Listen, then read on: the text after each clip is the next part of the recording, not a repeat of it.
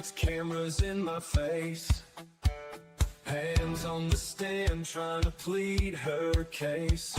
Said it was love, but it smelled like a scheme. Trading a husband for a teenage dream. Hands on trial, scandals burning hot. Teacher with a plan, but she got caught.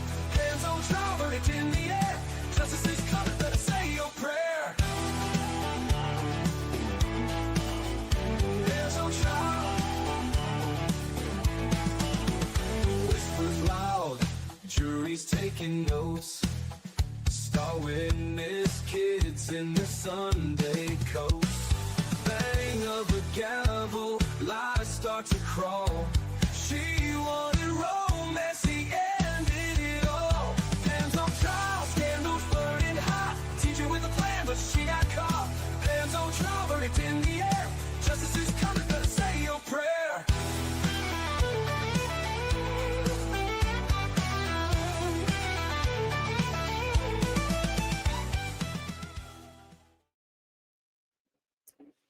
Happy Monday, everyone. How are you?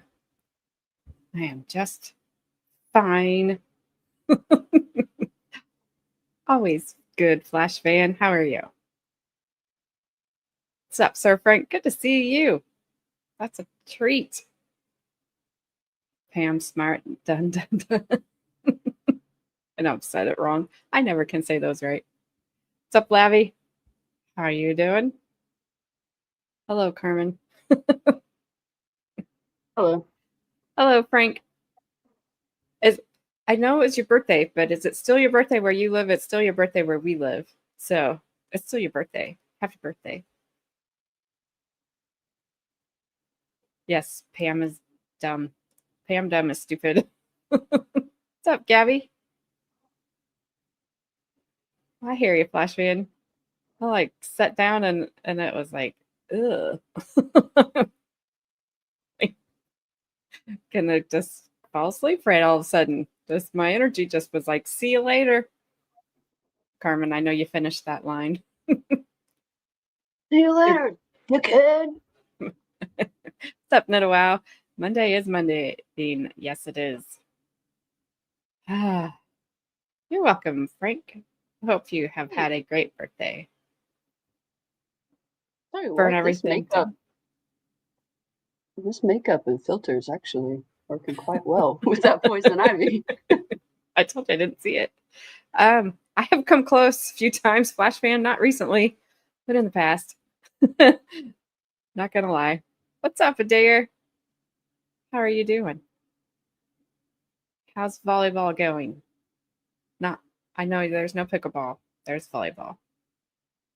His granddaughter. I keep saying his daughter. Sorry. So, we are continuing on with Pam's Not So Smart. Is that what you guys are kind of decided that she is? I don't know. Carmen and I were talking about it a little bit today, and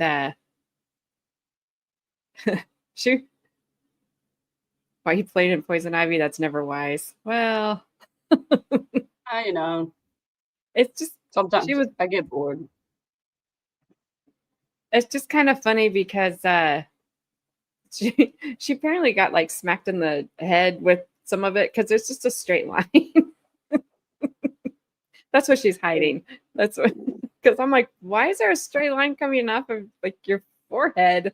And then she was like, there's one on my hand, and then she's like, there's one on my leg. Are you sure it's poison ivy?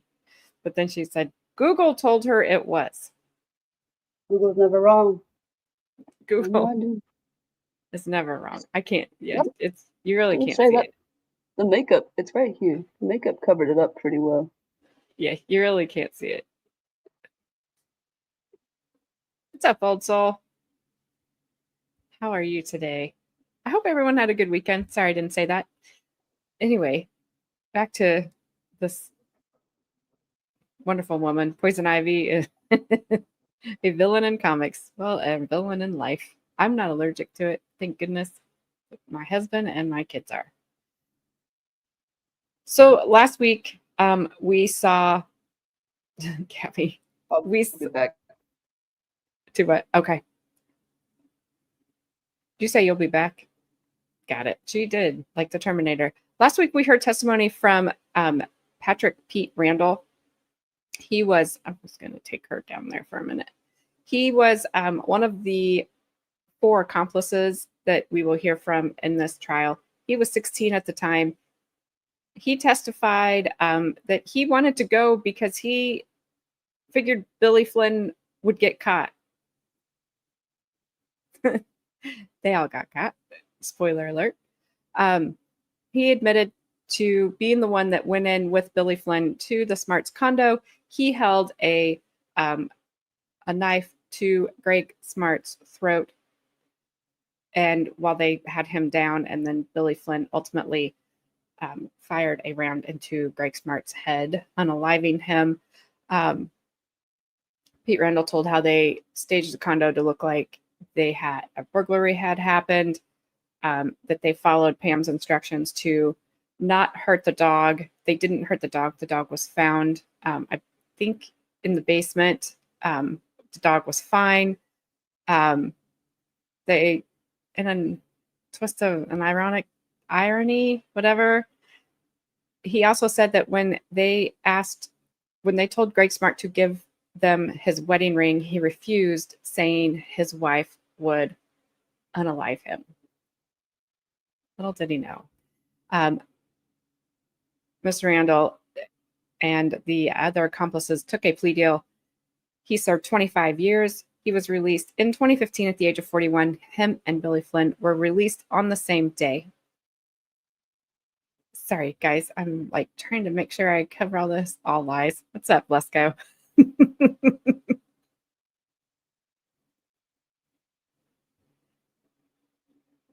I missed some chat. Sorry, Gabby. That was hilarious.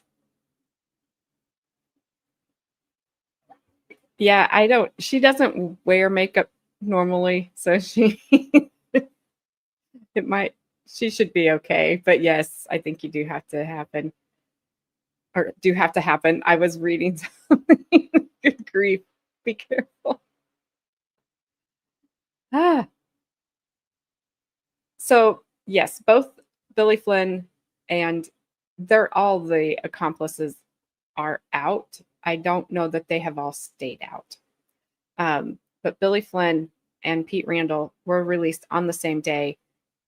All it says about them is that they are living quiet lives. I don't know if they're still friends. I have no idea where their relationship is. The thing that struck me, and I talked about it at the end of his testimony last Thursday, was he had $100 in his pocket, and they had street bikes, which we had to have a discussion about what that is.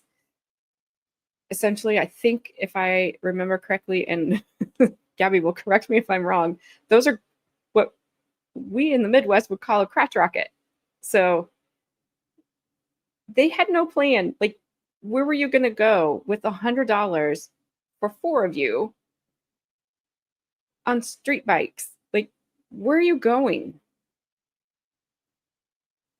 $100 went a lot further in 1990 than it does today, but still, like, what are you going to do? But that just shows you, like, how young they were, and they just were not processing. Yes, I'm sure they knew, like, to unalive somebody was wrong, as we all would know at that age.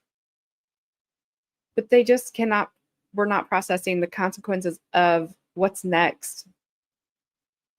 Now what? Now what was prison for all of them. So it's really sad. They wasted their lives for this woman, and she wasted hers. She was 22. Just get a divorce. Like, that's way easier.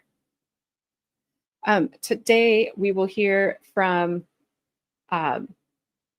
Corporal Kevin Babcock, who oversaw Gregg Smart's autopsy, criminalist Warren Edmonds, Vance Lattime Sr., who is Vance Lattime Jr.'s dad, who we will hear from at some point down the line here. After today, we're going back into the kids' testimonies, but I don't remember who's next. I thought it was Billy Flynn, but it's not. Vance Lattime Sr.'s firearm was the one that was used in the crime. So he's going to take the stand, followed by Detective Sergeant Carleen Thompson, and then a firearms expert, Roger. I don't know if it's close, probably. Spelled with a K. And then the final witness today will be the chief medical examiner, Dr. Roger Fossum. It's 3 different videos because they're short, so you'll have to just bear with me while I switch the videos up. But hey, Bri, what's up? Good to see you. Yep. That is very true, Adair. But she still was old enough to know better than to take advantage of a minor. That's wrong on every level. Those street bikes are hood bikes. We call them something different around here. There is a how do I say this nicely, Carmen?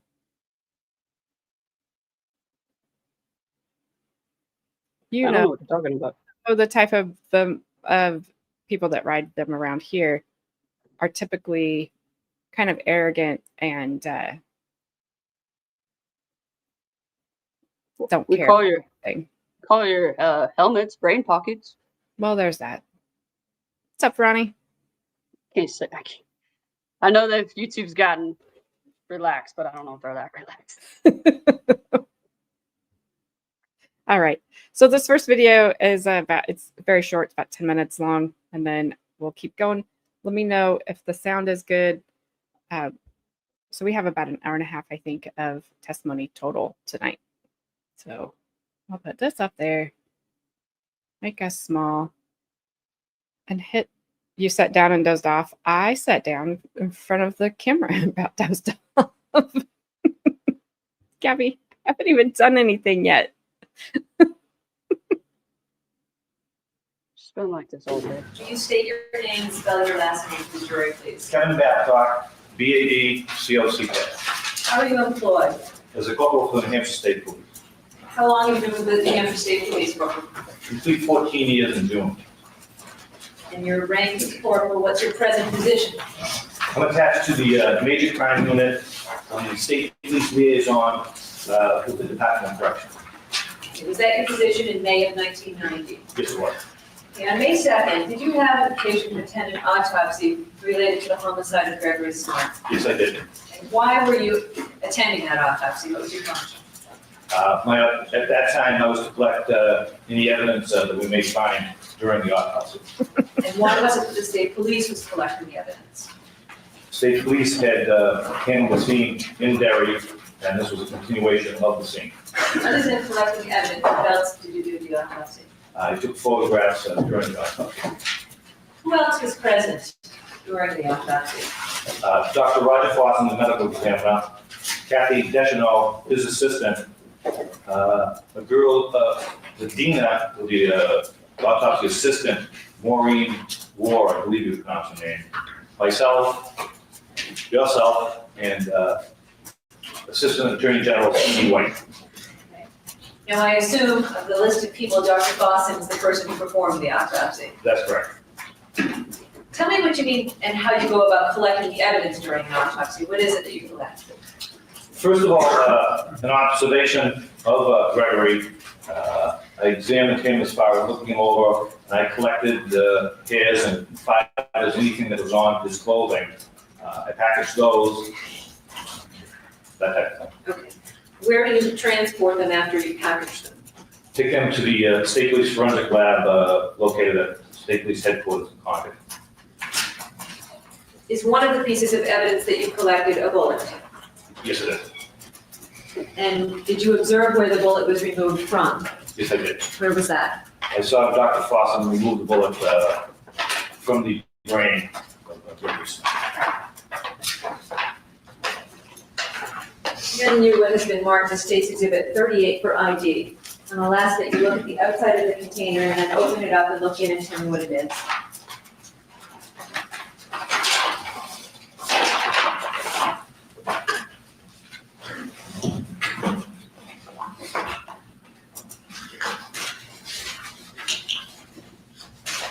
This is the projectile that I received from Dr. Fossum at the autopsy. Right, and how do you know that's the same projectile that you saw Dr. Fossum remove from Mr. Smart's head? What I had done when Dr. Fossum handed me the projectile, I had a piece of filter paper in my hand.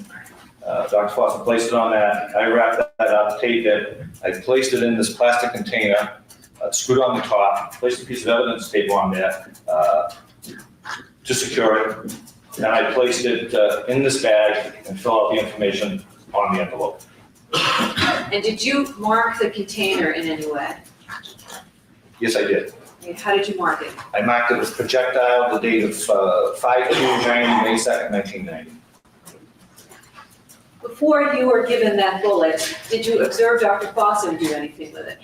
Yes, Dr. Fossum cleaned the projectile off, and then he took what I believe they call a metal pencil, and he put his mark on it. Then he handed it to me. Okay. So we can package it up together.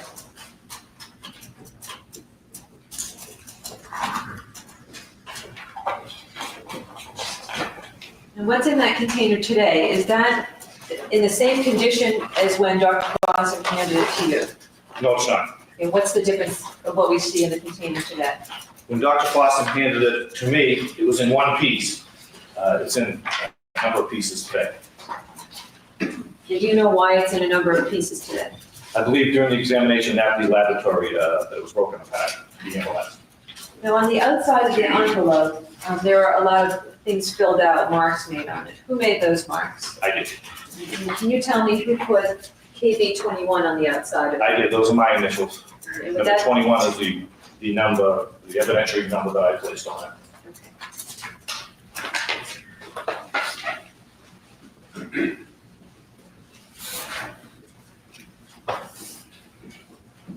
Okay, and after you package them up, the bullet up, and mark the outside of the envelope, where did you transport it to? To the State Police Forensic Lab in Concord.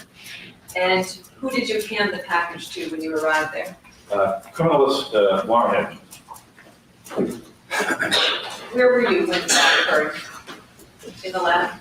Yes, I presented it to him at the counter. He filled out the paperwork at that time. Okay, thank you. Thank you, sir. No questions. Mr. Johnson? Thank you. What is your name, sir? My name is Warren Herbert Edmonds, Will you spell your last name? EDMONDS. How are you presently employed? I'm employed as a criminalist in the New Hampshire State Police Forensic Laboratory. Do you have a particular area that you work in the state police lab? My area of specialty is forensic serology. How long have you been with the state police total? Slightly over 20 years. For those of us non-scientists, what is serology? Serology is the analysis of blood and body fluids. Forensic serology is the same analysis, but usually of dried stains. And was that your position in May of 1990? Yes, On May 2nd, 1990, did you receive some evidence from Corporal Babcock that related to the Smart homicide? I did. And without listing it all, what did you receive? How many items did you say? I would say essentially 20 to 25 items, which could be classified as items secured at the autopsy of Gregg Smart. Where were you in the lab when you received the items? The actual receipt of the items, to the best of my recollection, took place. My apology. I don't know what the heck that was. Is that what that was? That was a fire alarm, like smoke detector. Yes, Oh, Brandon, let's go. that's it. I see you changed your. So you changed profile picture there, Brandon. I like the other one better.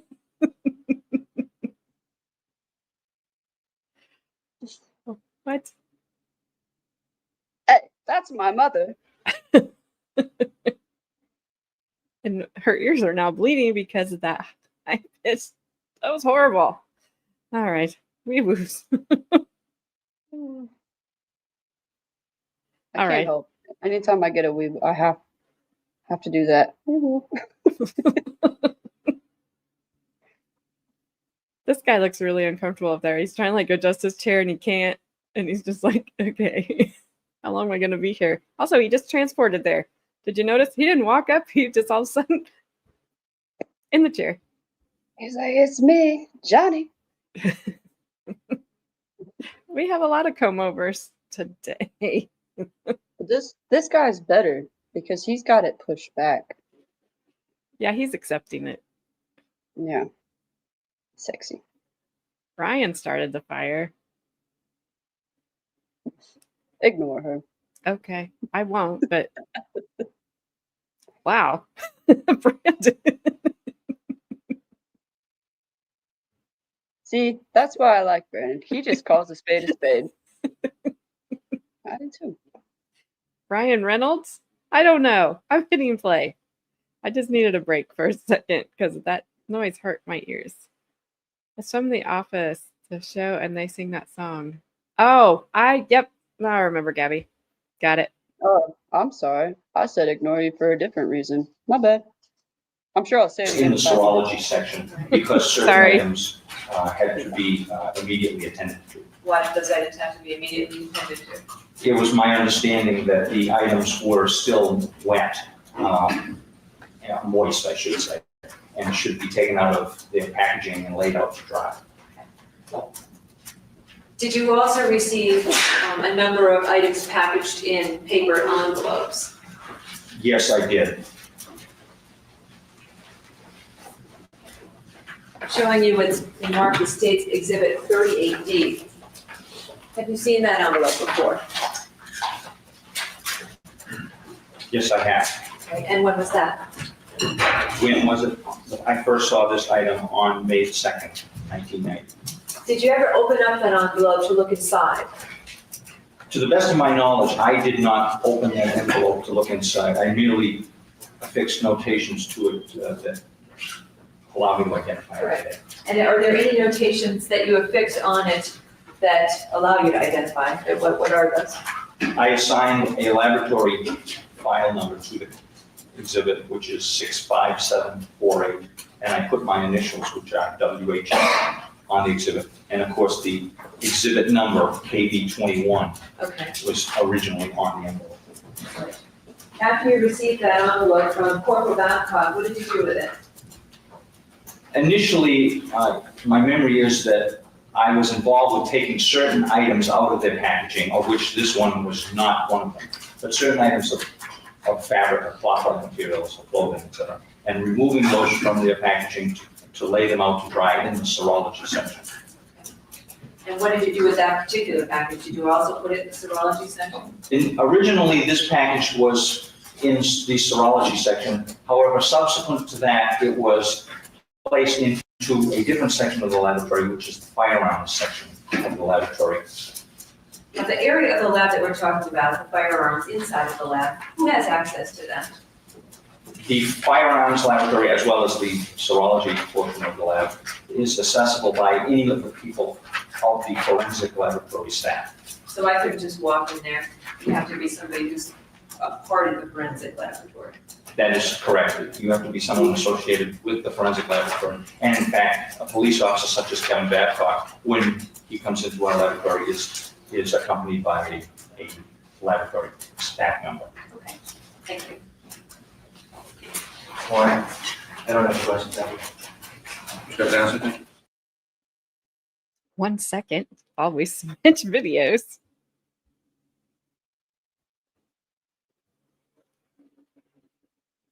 Let me unmute it. It blows Right. my mind that they don't wear gloves. I know. They're like, here's this. Yeah. Right here. Let me just take it out of this little like jewelry box, like a ring box. I'm like, Yeah. is that someone's red liquid? And they're like, Yeah, Sure is. When you want to lick some. put it. Yeah, please put it in your bare hand. Yes, the firearm was placed in the firearm section. Very suspicious. Kind of like the way that guy got to the witness stand. Just boop, he was there.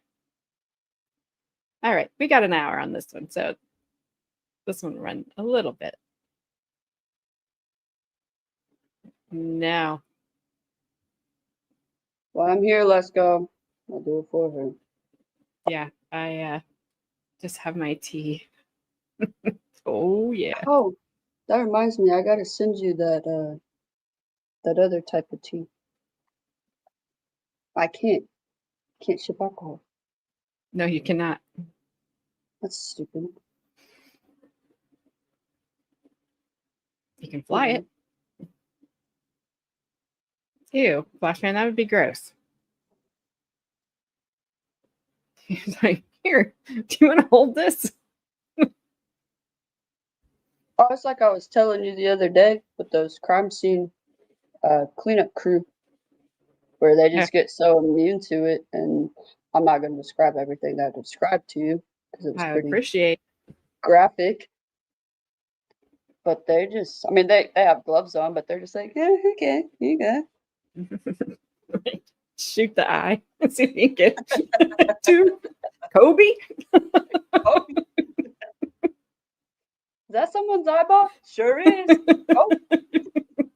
Okay, I'm hitting play now before I Gabby.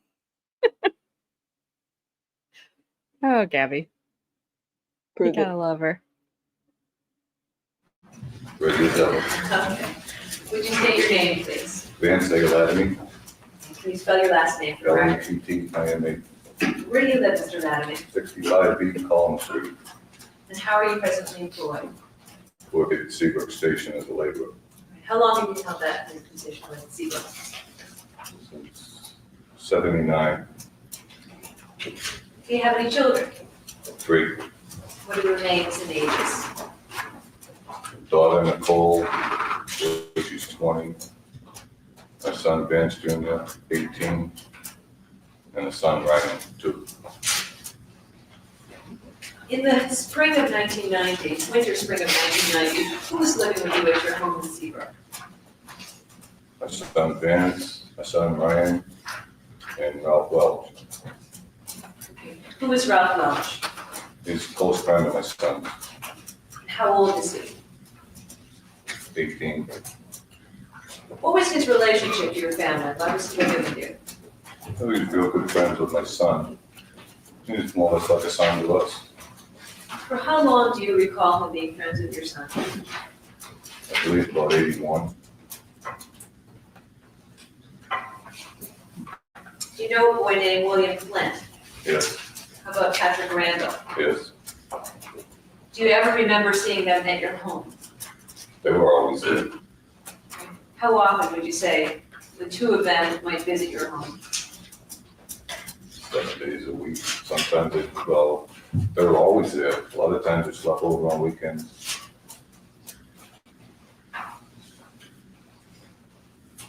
Other than Ralph Welch, Patrick Randall, and William Flint, do you recall any other person of their age being around your house as regularly as well? No, On June 10th, 1990, did you have an occasion to go down to the Seabrook Police Department? yes. Why did you go to the police department that day? brought a pistol down to get a ballistics test on it. And what led you to go down to get a ballistics test done? Well, Ralph had come in the house, he's all upset and everything. He started just trying to tell me that there was there'd been a robbery or a burglary. So he was all upset. So anyways, he said one of my guns had been used. Okay. Your gun had been used in a robbery or a burglary? Robbery, burglary, where a guy might have been murdered. Did he tell you who might be involved in robbery or Object to the burglary? hearsay, Your Honor. Take one, respond. I'll withdraw. Alright. after you learned that this gun might have been used in a burglary or a robbery, and you went down to the police station, what happened? I'll get to the police station. Then, Detective Sergeant Carleen Thompson asked if she could help me. We need Sir Frank's mustache expertise to tell us what kind of mustache this man has. Oh my goodness. Episode Un 300. momento, por favor. Told her I had a pistol. I'd like a ballistics test done on it. She asked why. I told her, well, it sounded kind of crazy. I said, but it may have been used in a robbery or a murder. Okay. And then, let me keep going on. Yep, that's fine.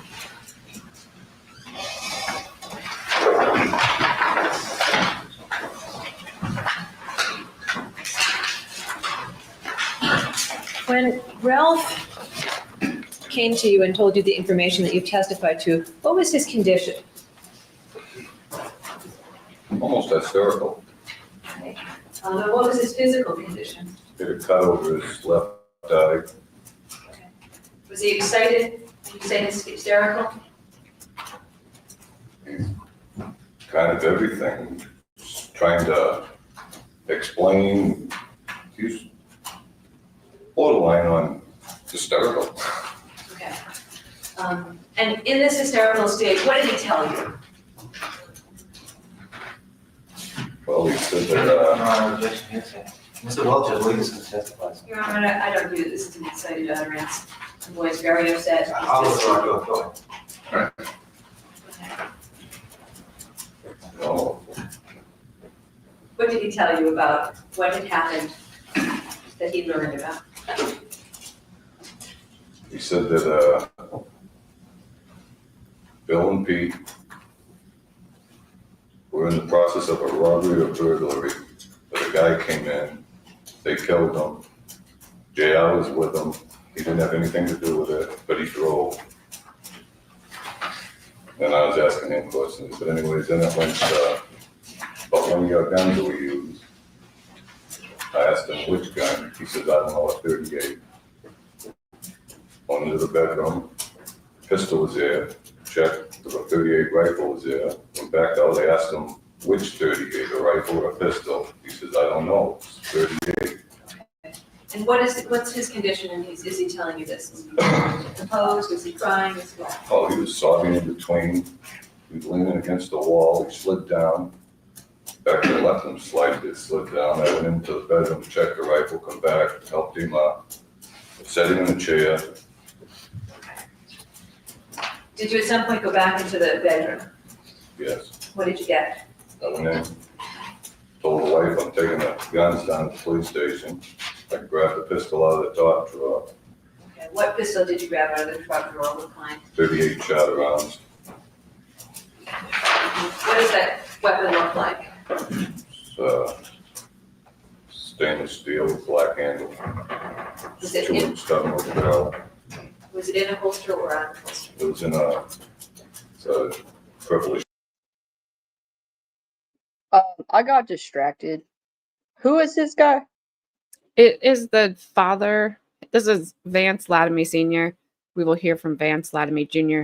He was one of the accomplishments. He was not an accomplishment at that time. He might be now. I don't know. An accomplice. His firearm, his dad's firearm, was used in.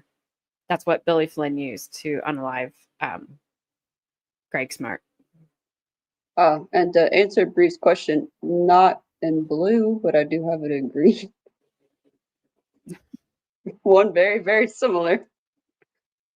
I I wasn't trying to compliment. bang bang. Compliment. He was not an accomplishment at that time.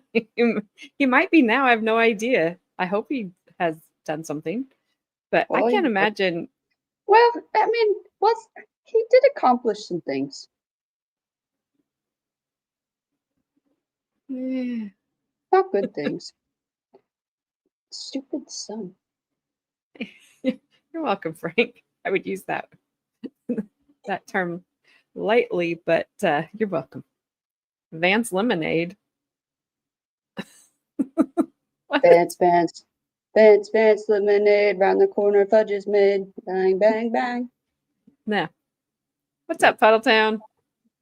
I was wondering where you were. Fox News discussing post-slut shocked after mayor's response. Okay, who cares? Breathless. But yeah, I was just listening to this guy, and I don't have WhatsApp. I know your phone is off to a strong start, Puddletown. I love it. But I can't imagine you or Brandon coming home and telling me, hey, one of your firearms might have been used to unalive somebody tonight. Like, you should probably get your stuff together and go down to the police station. I mean, I've had to tell you that, hey, I pointed your firearm at somebody. Yeah, you didn't use it, and that's the end of that conversation. Yeah, it's probably a good thing. I have no was idea. It was lawful. I promise. It just It was lawful law. lawful law. I don't want to know. That's because she's got poison ivy. On my face. Cheyenne said that she was going to start telling people that was something else on my face. And I was like, please don't do that. She's like, why? It makes you really uncomfortable, which is funny. Yeah. Remind me in 10 minutes. Make sure that she gets up. She's got a client. Alrighty. That sounds. That does sound bad. For therapy. What? It didn't get approved fast enough to. Brandon Leska, what are you talking about? And who are you talking to? I didn't pop up on my end. It doesn't come over here. If it doesn't get approved fast enough over there, it won't come over here. So Ooh. it's only on YouTube, and I can't do anything with it. I'll go do something. All right, I'm hitting play now, so we can hear this man's horrible story. Volleyball stuff. Was it clean or unclean when you pulled it out? It was clean.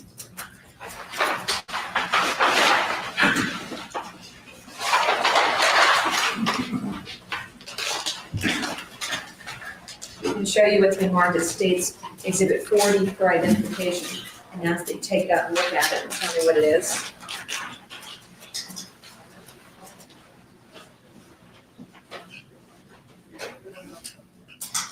A pistol. And when you say my pistol, is that the pistol that you brought down to the police station? Good.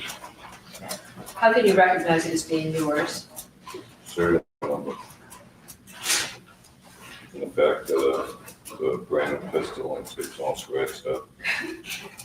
And how was it scratched up?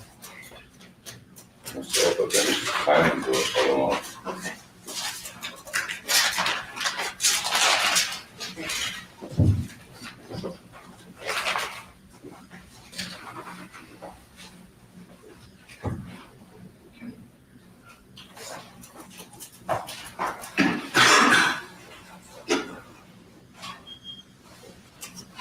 Did you leave the police department with or without that revolver that night? No, I left that there. And just to repeat, whose hands did you leave it in that day? Detective Thompson. Thank you. Good morning, sir. One, Just have a couple more questions for you. I think you said when Ralph came, he was injured. Can you tell us a little bit more about that? we had a cut over his eye. I thought his car might have fallen on him because his back and stuff was all dirty. His back was dirty and the cut was a little scratch. Had it been bleeding or was it bleeding? Well, you could see blood, but it wasn't really deep cut. You know, it wasn't anything that was running down his face or anything. Okay, and you indicated he was hysterical. And did you in fact have to help him into the house? He couldn't walk, he was so upset? No, he came into the house. Was there some point where you had to pick him up? Yeah, after he started telling us about it and stuff, he was leaning against the wall. And then after he started telling us, he started crying, he slid down. I had run in to check, see if the pistol was there, I believe. Then they turned around and came back out, picked him up. Then he's talking some more, he's sobbing and stuff in between. Then I set him on the chair. Then I ran outside and see if Pete and JR were there. Then I went back in. Then I picked him up more or less, put him on the couch. Did he appear scared to you at all when he was talking to you? No, as I understand it, what Rob Welch told you when he came in that second stage was that Bill and Pete were in the process of a robbery or something, and the man walked in and may have been murdered or something. That could work. He told you JR was on the car, on his side. No, he says that Bill and Pete were in a burglary or robbery, that a guy came in and that they may have killed one. There's other stuff too. And What I want to ask you is, what about JR? Did he stay outside? we said that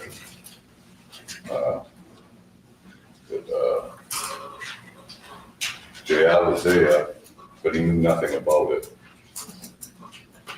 Did he mention anything about whether he was afraid that they might kill again, Raymond Fowler or him or any other individual? Did he say that when he was hysterical? He may have, but I don't recall. You can't remember? Okay, thank you, sir. No more questions. Nothing else, Your Honor? Mr. Johnson, thank you. Tell us what your name is and spell your last name, My please. name is Carleen Thompson, THOMPSON. How are you employed? I'm employed by the Seabrook and Denver Police Department, And how long have you been with the police department? approximately 10.5 years. And what's your current position with them and rank? Detective Sergeant, I am responsible for investigations, prosecution, and juvenile. Okay. In June of 1990, did you have a conversation with Mr. Vance Lattime Sr.? I did. Approximately what time did that conversation take place? It was approximately noon to 1 o'clock, noon to 1 Where was that? at the Seabrook Police Station. Was he alone or was he with someone? He came in with his wife, Mrs. Lattime, and What was their emotional state, each of them, when they came in that day? he was quite upset, quite disturbed. What did he tell you his purpose was for coming to the police station? Mr. Lattime handed I'm me, going to object, Your Honor. It's hearsay when Mr. Lattime already testified to this. Action sustained. Your Honor, if I might, I'm simply asking it so she can explain why she took the next step that she took. The jury's already heard it, Your Honor. Voting stands. After you, in this conversation, did you do something after? I took a weapon from Mr. Lattime that he brought to the police station. What kind of weapon did you take? It was a 2-inch Charter Arms 38 caliber weapon. Okay, and what did you do with the weapon? While Mr. Lattime was there, I checked it to be sure that it was not loaded, and then I proceeded to lock it in a cabinet for security. And how did you check to see if it wasn't loaded? I opened the cylinder, examined the cylinder, closed the cylinder. Mr. Lattime had handed this to me and had agreed with me that I should take it into custody. Okay, and I assume it wasn't loaded? It was not loaded at that time. Was it in a holster or not? Yes, I'll show you a weapon that has been marked State's Exhibit 40 for ID. And ask you to hold it, take it out of bag and tell me if you recognize it.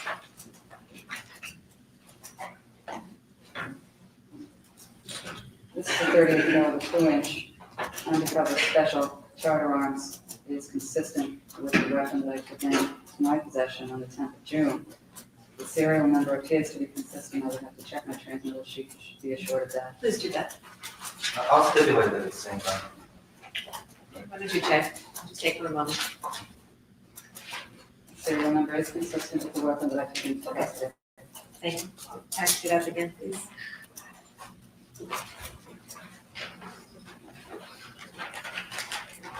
Thank you. After you took this weapon from Mr. Lattime, what did you do with it? I locked it into the cabinet in the confines of my office because I felt that I had to contact their police.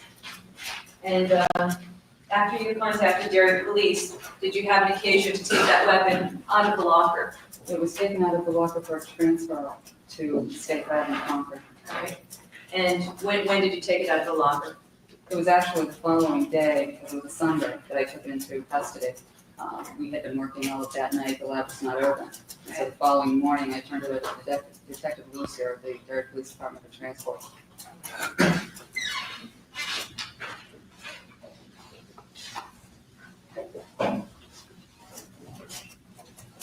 Nothing else? We don't have any questions, thank you. We got that. Thank you, Ron. My name is Roger Close, K-L-O-S-E. Mr. Close, can you tell us by whom you were employed? I'm employed by the state of New Hampshire Department of Safety, Division of State Police at the New Hampshire State Police Forensic Laboratory. And what is your job with the New Hampshire State Police? I am the supervisor of the laboratory and the firearms examiner in the laboratory. And can you tell us what your responsibilities are as supervisor of the laboratory and as a ballistics examiner? Well, my supervisory responsibilities consist of the supervision of the laboratory operation of the analyses and the casework and so on. And my duties as firearms examiner consist of the examination and analysis of firearms and firearms-related evidence which is submitted to the laboratory in connection with criminal investigations. Can you tell the jury something about your education and training? I have a bachelor's degree in biology from the University of New Hampshire. My training in criminalistics and firearms identification was obtained primarily as a result of on-the-job training in the laboratory and also as a result of attending several schools and seminars having to do with criminalistics and forensic science and firearms evidence. And how many, well, let me ask you this question. How long have you been working for the state police?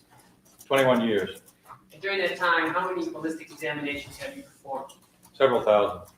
How many times have you testified in a court of law concerning your ballistics examinations?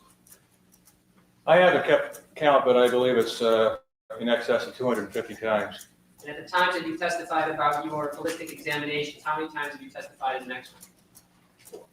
Every one of those occasions was as an expert witness in the area of firearms identification. Have you ever been precluded from testifying as an expert in the area of ballistic examination? No. Your Honor, at this time, I would like to have Mr. Costin, an expert in the area of ballistic examination and firearm examination. We join in motion, Your Honor. All right, qualified. Can you tell and explain to the members of the jury what it is a ballistics examiner does in determining whether or not a bullet is fired from a particular weapon? Well, a firearms identification expert, and that is the term for that particular specialty, is primarily involved in determining whether or not a discharged bullet or a discharged cartridge casing was fired from a suspect firearm. There are several other types of examination involved with firearms evidence, such as the interpretation of gunshot residue patterns for distance determinations, the mechanical evaluation of firearms to tell whether or not they are effective or not, and other associated examinations having to do with firearms. And these tests are generally done in the laboratory as a result of test firing of firearms and conducting, among other types of examinations, microscopic examinations of the test specimens of the firearms involved. But just to start with the basics, can you explain to the members of the jury what you mean by cartridge, a casing, and a bullet? A cartridge is a live round of ammunition. It is a unit of ammunition before it's been fired. A cartridge casing is the brass shell, if you will, which results and which stays within the firearm or is ejected from the firearm when the round is discharged. And the bullet is the portion of the cartridge which is discharged from the muzzle of the firearm and strikes the target. For example, then when you're firing an automatic, the shell would be that piece of the bullet that's sort of ejected out by the gun, is that correct? That's right. In the case of an automatic, the shell would be ejected and it would remain in the vicinity of the shooter. And in the revolver, that would remain, the casing would remain inside the spindle of the revolver, is that correct? The cartridge casing remains within a revolver when the revolver is discharged. That's correct.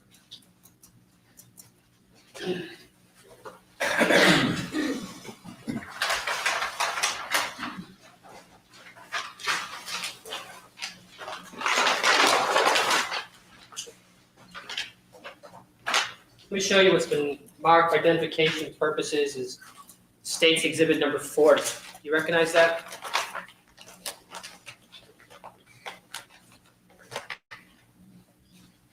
Yes, I do. How do you recognize it?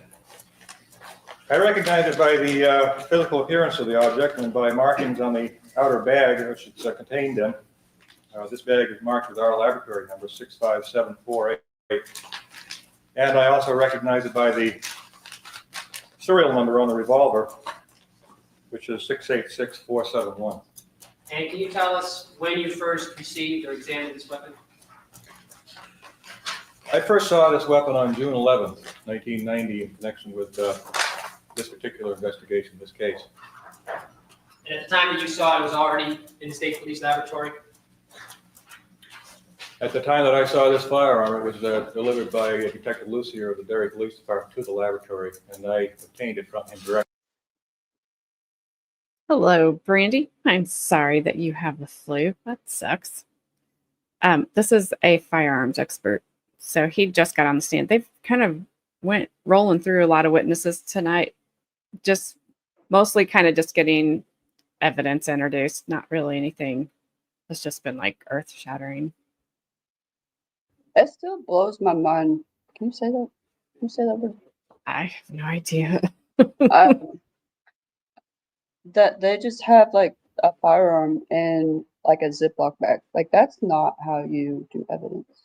Well, remember in the Broderick, well, I don't know if you saw it or not, in the Broderick trial, they passed it around to the jury and had them pull the trigger.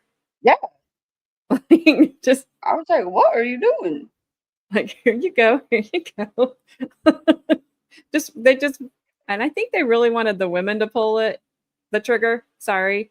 I know how to count myself. Especially in this chat. Yep. They wanted the women to pull the trigger because they wanted them to be like, oh, that would be too hard for her. Well, what I don't understand is like,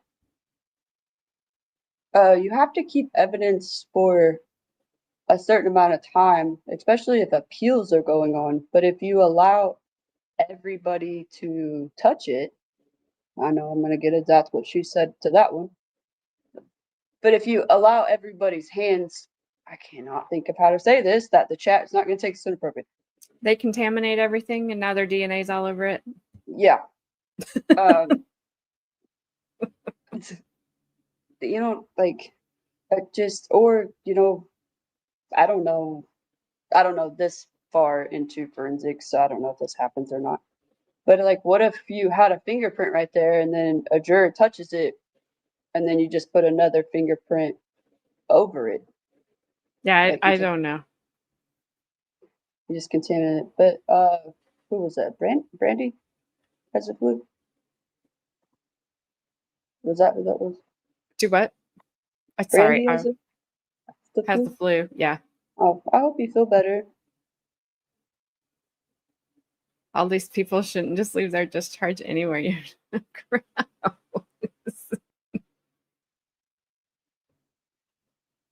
They should, Bri. But you know how things go. Nidawa, send me, are you in Discord? Send me a link on Discord. I think she is. I think. Are you on her? Are you? I don't think it's Nidawow in Discord though. Maybe it is. Might be Learned Well, Hand.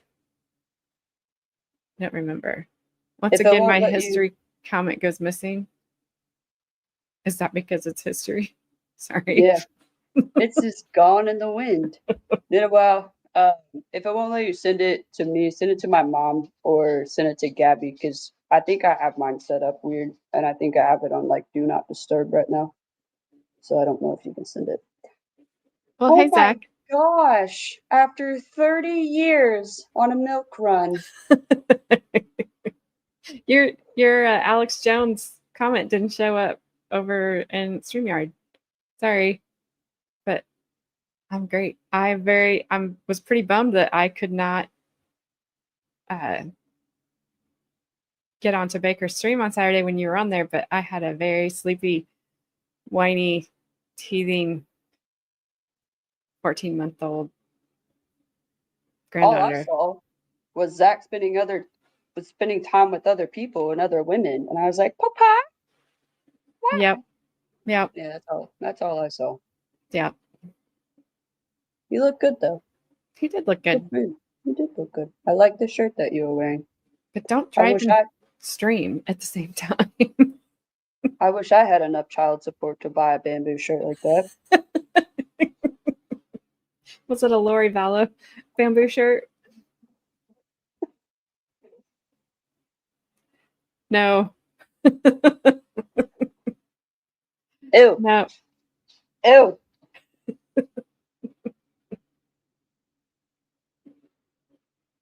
He's so husky. Oh my gosh, that word is so funny. I don't know why. You really had white paint on it? Okay. Okay, it's 2025, Zach. You don't have to hide things anymore. Why are you signing off? Let's go. We did not give you permission to do so. Yeah, I gave you a full-blown shout out on Discord yesterday, tagged literally everybody. Which was hilarious. After that Now comment do was me. so funny. I literally laughed out loud. I did too when I saw that come across. Now do me. It's like, say no more. Oh my gosh. Because all I saw was Gabby's comment, and I'm like, I just saw her say, let's go. And then all this, her dying laughing faces. I'm like, what? And then I scroll up, and all I see is your nice comment to Frank and then Brandon. So Now do Zach, me. this is so today US is Frank's birthday. Yesterday Belgium, however the time works. So I sent in Discord, I said happy birthday technically tomorrow for us, but not for you. So happy and blessed to have met you and call you a friend. You're an absolute joy. Have a wonderful birthday. And I tagged everyone. Make sure you guys wish Frank a happy birthday. Let's go goes, now do me. I was like, say no more. So I tagged Let's Go and I said, happy staying alive at everyone. Please wish Let's Go a very happy way to stay alive. Congratulations. Is that better? I don't Fun think he time over there. responded. He didn't respond. Hmm. Gave you a full blown shout out and you couldn't even like it. Maybe tomorrow to respond, You can't die on Monday. or Tuesday, or Wednesday, or Thursday, or Friday, Saturday, or Sunday. It was. It was. It was just like out of nowhere. Not to me. Now do me. All right, back to math teacher, firearms expert. We started talking like this in, what'd you say, second grade, third grade? I think she said second grade. I think you probably did. Ma'am, due to think- my training and experience, the alphabet is correct. I think he came out of the womb and was like, "Can I get some milk, Mom?" Mother, Mother. I require some milk. Oh, that is a blast from the past. Good grief, even I was young then. I actually know this. You should be proud. All right, sir. Teach us of all the firearm stuff that probably doesn't apply today. And go. At the laboratory. I'd like to show you what's been marked. State's Exhibit 38 for identification purposes, and ask if you recognize that.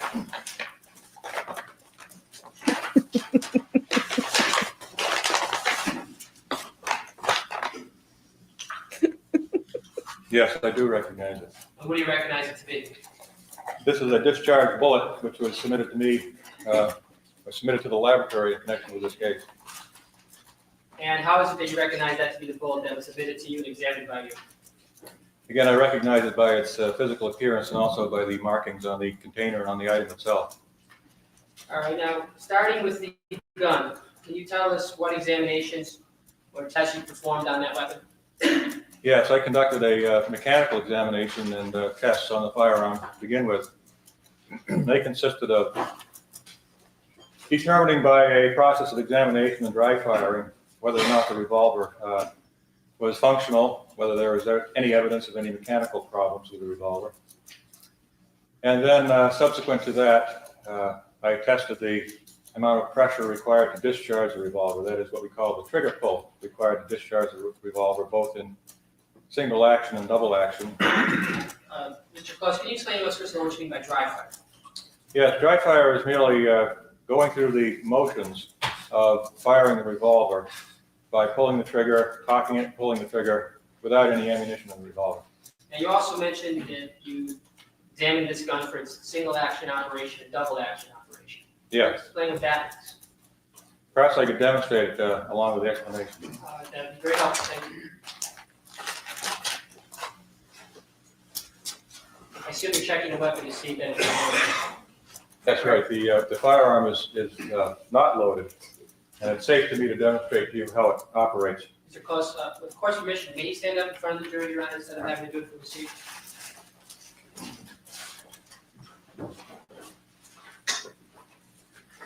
This revolver is a Charter Arms 38 Special revolver. It is called a double action revolver. However, it is capable of both single action and double action fire, and I'll demonstrate both. Single action fire is accomplished by first cocking the hammer of the revolver in this manner, and then pulling the trigger. It is a rather slow method of firing the revolver. The purpose of cocking the hammer first would be to improve a person's aim and a person's ability to strike the target, because it would involve less motion or movement of the revolver in the firing process. Double action fire does not require cocking of the hammer. It's merely a pulling of the trigger for each shot fired. That is more rapid means of firing the revolver. However, because of the amount of motion involved with pulling the trigger over that long trigger throw, it is not as accurate as a single action fire. Could you show to the members of the jury how this particular weapon would be loaded?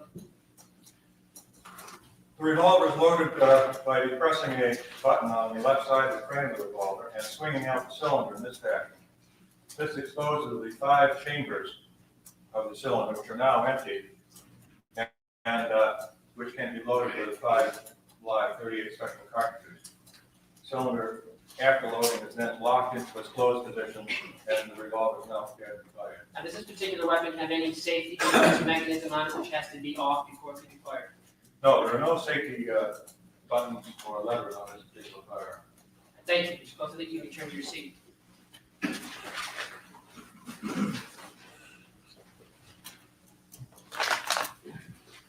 Now, at the time you examined this weapon, could you determine whether or not it had ever been fired? Yes, when I examined this firearm, I found no loose or loosely adhering gunpowder residue or discharge residue in it, which would indicate that it had been fired since the last cleaning. However, there was a definite indication that this particular revolver had been used since it was manufactured, in that it had what I call permanent stains and gunshot residue associated with firing. Just to make sure I understood you. So you're saying it appeared as though it had been cleaned since its last fire, or it had not been cleaned? Well, the appearance would be that it was consistent with either having been cleaned or not having, for whatever reason, any loose, readily appearing gunpowder residue in the chambers and barrel. Now, how is that loose gunpowder residue that you might find in a weapon normally removed? By cleaning. Well, which would involve what, and how complicated is that?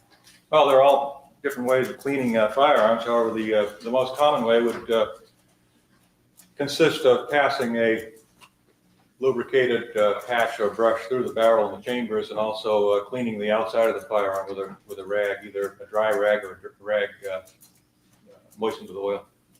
Now, besides testing it and examining it besides examining it for its double action, single action capabilities, and the presence of loose gunpowder, you mentioned that you checked its trigger pull. Could you just explain to the members of the jury what that means and why you performed such a test? Trigger pull is the amount of pressure which is required on the trigger, the central portion of the trigger, to cause the firearm to discharge, either in the single action or the double action mode. And I tested the trigger pull in both of those modes. Peltown, don't you remember this from our youth? Or our youths, whatever they say, and that my cousin Vinny. because it's hilarious.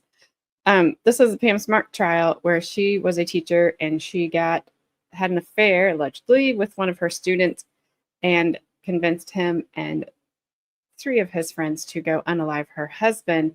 Supposedly they were going to get some insurance money. That's why she couldn't divorce him. And they all went to prison. Except for they are all out now, except for her. Yeah, that one.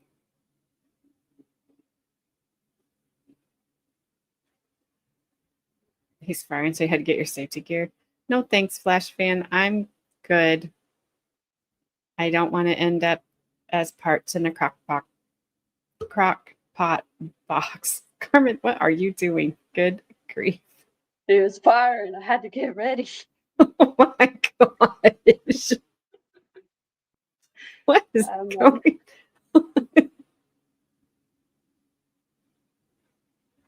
Just hit. Just hit. Oh I'm my- ready. Okay. He started talking about how you clean the gun, and I was like, this is going to go south. Yep. Let me dress up.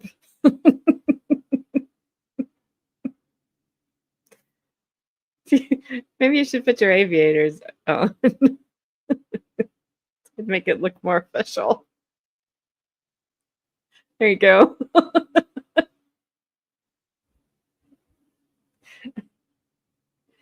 A ute is a car-based truck, but even I remember this case from back then. Yeah, I don't want to know her. No, thank you. I'm good. All right, back to this guy who was really making that court reporter very nervous. You could kind of see the court reporter keep moving. I'm like, no. No. There's no extra credit. They got enough. Although, right, I will give them credit for this one thing, and it was if one of them falls, they're all gonna fall, and they all stuck together. So they had to spend some time in prison, but the 2 that went into the condo spent 25 years. But none of them turned on each other. Hey, Sharon. How you doing? Hey, Sharon. Sorry, I'm playing dress up over here. Did they? Puddletown? That's so wrong. It's so wrong. She wasn't even that. Like, She was pretty for the time. you know. I'll just say. But no, I don't care how young and worked up you boys get in school. No. I will not, Flashman. You can ask her. I'm getting hit play. Lori. It's Oh, wait. accomplished by Eddie, attaching sorry. a scale-like mechanism by a hook to the trigger and then reading the amount of pressure required to discharge the revolver in each one of those modes. And what did you find the trigger pull to be with this particular weapon? The trigger pull in the single action mode was 3 pounds of pressure required to discharge it, and in the double action mode was 12 pounds of pressure required to discharge it. Is that particularly light, particularly heavy, or about normal? That's an average, normal trigger pull. Now, can you tell the members of the jury what the term jar off is? Jar off is a test which I perform on the firearm, not only on this, but as a routine testing measure on all firearms, to determine whether or not the firearm is susceptible to discharge, accidental discharge, if you will, due to mechanical bumping or jarring or dropping of the firearm without any pressure on the trigger. And I accomplish that simply by putting the firearm in its most sensitive mode, which in the case of a double action revolver such as this would be in the single action mode, that is cocking the revolver, and then striking it with a large mallet to determine whether or not that type of treatment would cause the firearm to discharge without any interference with the trigger whatsoever. And you performed that in this case? Yeah. Find any problems? I found that it was not susceptible to discharge due to that type of activity. Now, the next question I have for you, Mr. Close, is, I just have to get the right number, I'm afraid I forgot it. State's Exhibit 38 for identification. Did you perform any tests with this weapon to determine whether or not this bullet had been fired from that weapon? Yes, I did. Can you explain to the members of the jury your step-by-step procedure in order to make that determination? In order to determine whether or not this discharge bullet was fired from this revolver, the procedure is the same in most cases. The procedure that was followed in this case is that the revolver was test fired in the laboratory using ammunition which I had in the laboratory for that purpose. That test firing is conducted in a special portion of the laboratory which is equipped with a large water tank. And the revolver is actually fired into that water tank so that the bullets which are discharged from the muzzle of the revolver strike the water, are slowed down, and can be recovered without any significant damage to the rifling marks on the surface of the bullets, the test bullets as I call them. These test bullets, which are recovered from this water tank and which were discharged from the suspect revolver, are then compared microscopically utilizing an instrument known as the comparison microscope to the evidence bullet, which in this case is basically 38 for identification. As a result of this microscopic comparison, it usually can be determined whether or not the evidence bullet was discharged from the suspect firearm. I'll just back you up a second. When you say you took the bullet from the supply at the State Police Laboratory, what kind of bullet do you take? What caliber in this particular weapon? 38 special. Just for those of us who aren't that familiar with that, would you explain what does it mean to be a 38 caliber bullet? What is exactly are we referring to when we say that? Well, the term 38 special is a name of a particular caliber of firearm, and it pertains also to the kind of ammunition which is utilized or intended for that firearm. In this particular case, we're talking about a 38 special revolver, and we're talking about 38 special ammunition. The term 38 applies to the approximate diameter of the bullet, the approximate diameter of the bore of the barrel, the hole in the barrel, if you will, in 1/100 of an inch. A 38 special is approximately 0.38 inches in diameter. Its actual diameter is 0.357. And that's commonly what's referred to as a 357. That's correct. Now, what makes the ammunition special? When you say it's a special 38 or 38 special? Well, the term special is a proprietary term which was assigned to this particular ammunition way back in the early 1900s when that particular caliber was developed by the Smith & Wesson Company.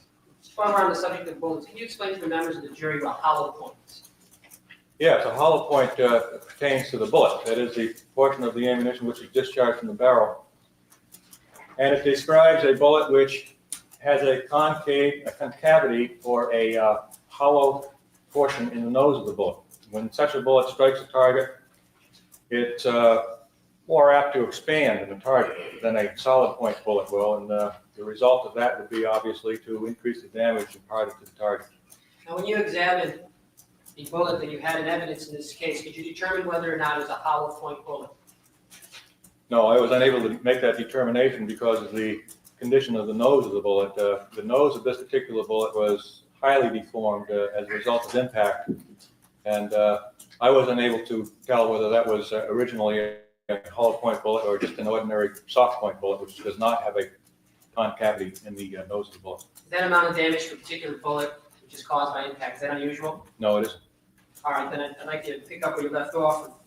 Once you fire this, I guess the question I want to ask now is, once this test bullet is fired into the tank of water, what happens as the bullet's going through the gun, which enables you to make some sort of comparison to a bullet which has been previously fired?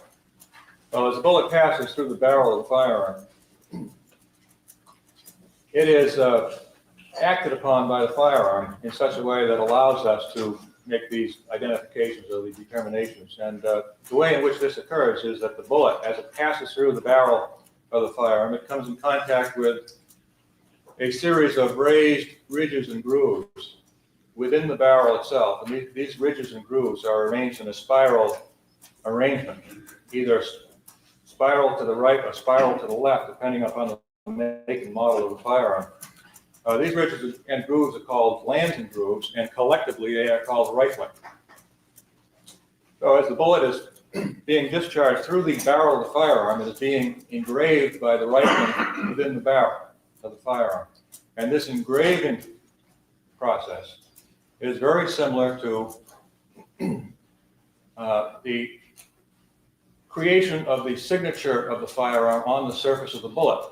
That is, this engraving process tells us how many lands and grooves are in the firearm from which it was discharged. The engraving process on the bullet is obvious in that respect. It also tells us something about the individual character of the barrel in terms of the minute striations on the surface of the bullet. So that these rifling marks, as we call them, on the surface of the bullet, allow us to make a comparison between a discharged bullet and a suspect firearm. Why does the inside of the barrel have such ridges and grooves? The purpose of those is to impart a spinning motion to the bullet as it travels to the target, and this in turn stabilizes the flight of the bullet. So it's intentionally done by the manufacturer to get the bullet spinning as it goes through the barrel. That's right. And it's these landing grooves which get the bullet spinning, which leave the impressions on the bullet as it goes through. That's right. Now, can you tell us what you had to do or what examinations you did on the bullet which was in evidence once you had this test bullet which was fired through the weapon? Well, with this particular evidence bullet, I received this several, actually weeks prior to receiving the firearm itself. And I had conducted certain examinations on the bullet, the most important of which, I suppose, was to determine the caliber and also to determine something about the class characteristics of the rifling marks on that bullet. And I determined that the bullet was fired from a firearm which had 8 lands and grooves with a right-hand twist. You can make this determination without even having the gun, is that correct? That's correct. And that's just from your examination of what was on the bullet? That's correct. I'm sorry, go ahead. That particular information was provided to investigators. And then subsequently, obviously, I received this particular firearm, and as a result of test firing this firearm in the laboratory and examining the test bullets, which I collected as a result of this test firing, I noted that the test bullets from this Charter Arms revolver had 8 lands and grooves with the right-hand twist and matched the class characteristics of the evidence bullet. I then proceeded to a microscopic comparison to determine whether or not individual characteristics were present on the evidence bullet which matched this revolver.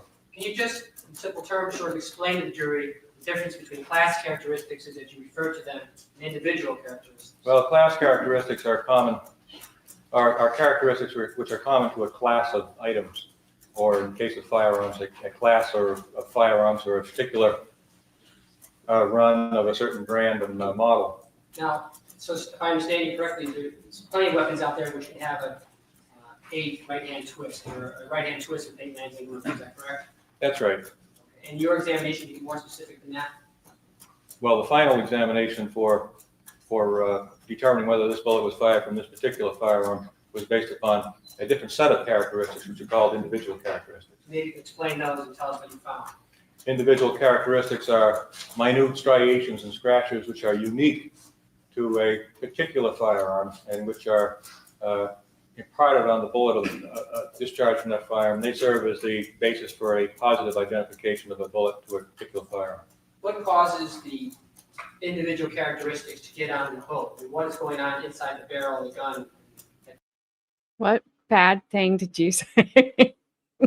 I didn't. I said I'm just being I prepared for know. the firing in the courtroom. Well, that's why.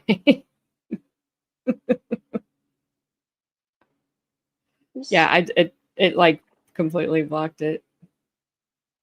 That didn't show up. It didn't show up, Gabby, at all. It's not in chat. It blocked it because she said firing in the courtroom, which he was doing at poor Mr. Court Reporter. Like you have your finger on the end of the firearm. Do you think that's going to stop anything that's coming out? You're safe, Mr. Court Reporter. I'm blocking it with my finger. Oh, sorry. Let's see if they'll do this one. Let Flashman say it.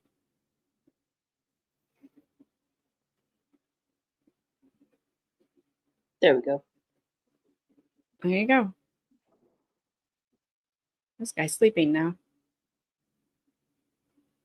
Right. I never thought this witness would be this long. Causes the individual characteristics. Random imperfections in the barrel of the firearm.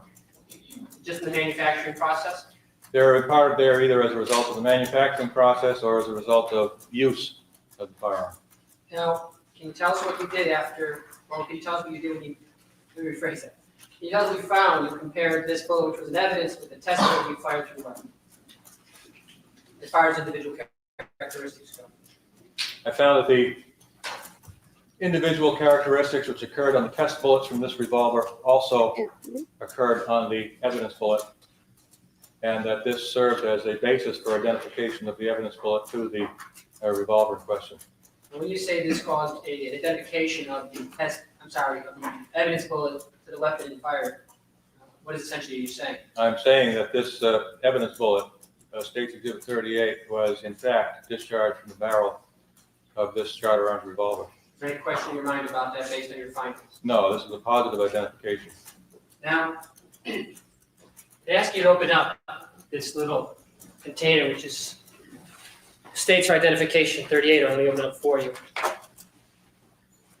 Can you explain to the members of the jury, was this the way the bullet was found by you? And let the record reflect there are two pieces in my hand, and perhaps you could take it from me and explain to the jury whether or not that's the way you found it, or if you had to do anything to this bullet before you tested it.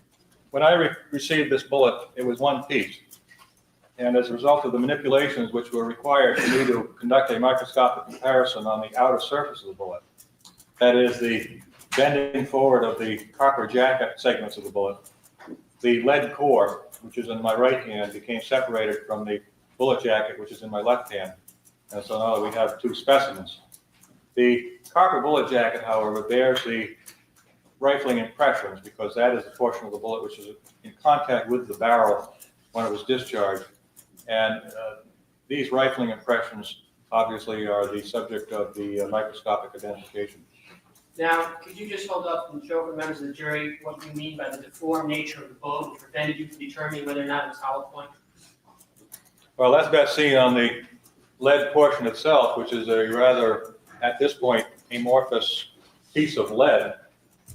This originally was a cylindrical shaped object with a blunt symmetrical point on it, which had a hollowed out end, or a hole in the end.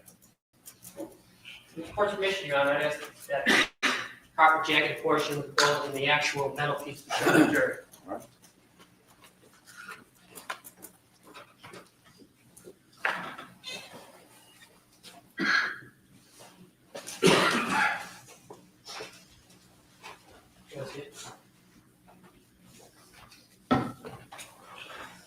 Just so it's clear, Mr. Close, so it's the markings on this copper jacketed part, which is compared to the copper jacketed part or similar portion of the bullet, which is testified from the weapon, which is the basis of your comparison. Is that That's correct.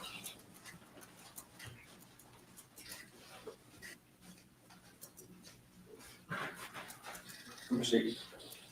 All right, Your Honor. Now, besides performing this ballistics test, did you have occasion to examine any of the hair of the decedent in this case? Yes, I did. I received a mass of blood-soaked hair from the autopsy of the victim, and I examined that hair for the presence of gunshot residue. And were you able to find any gunshot residue in that hair? I carefully looked through this specimen, and I was able to locate under the microscope 4 flakes of smokeless gunpowder. Now, what condition was the hair in that you examined? It was totally soaked with blood. And what would the presence of gunpowder residue in the hair tell you?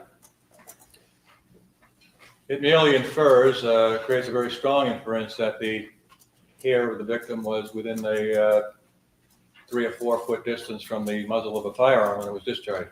Can you give any more specific detail based upon finding those flakes of gunpowder, how close the weapon was to that at that time?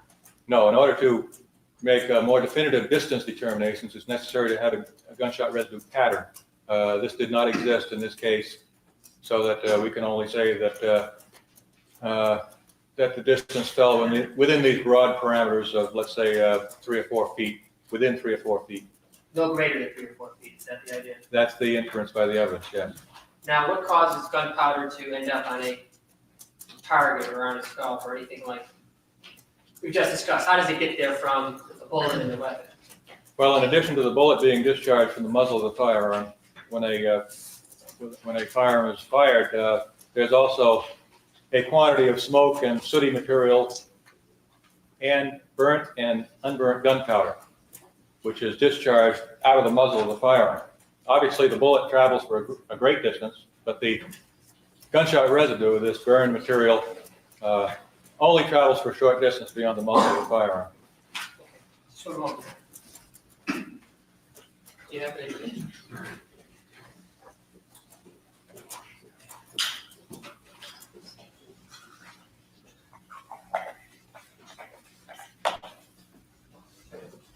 I have no further questions. Can we pause for a second? I apologize, I told you earlier, I didn't think I had anything to ask you. How'd you have, Did I get banned on chat? I It don't know. even Did you? banned, because it even banned, ooh, more safety needed when I was trying to make a joke. I banned both of those. Just say hi.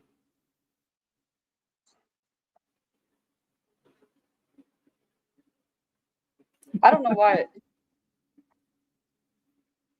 it banned when I went to go put gloves on because he was talking about blood and I was like, ew, more safety needed. I don't know why that got banned. That's all right. I don't know why half the stuff gets banned. That's all right. Just depends I have on the the gear. mood. I have the gear. I'm ready. I hope somebody that does not know this chat goes back and watches this. They're like, who is that?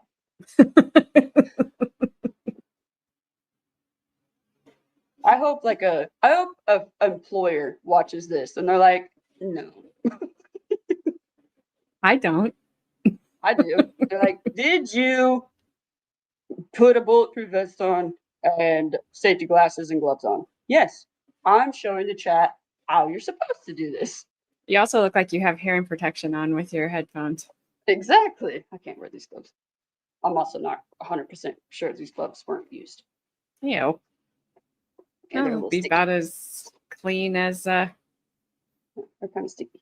their hands in the courtroom. So, Okay. oh, 10 more minutes of this dude. And then we go to the chief medical examiner.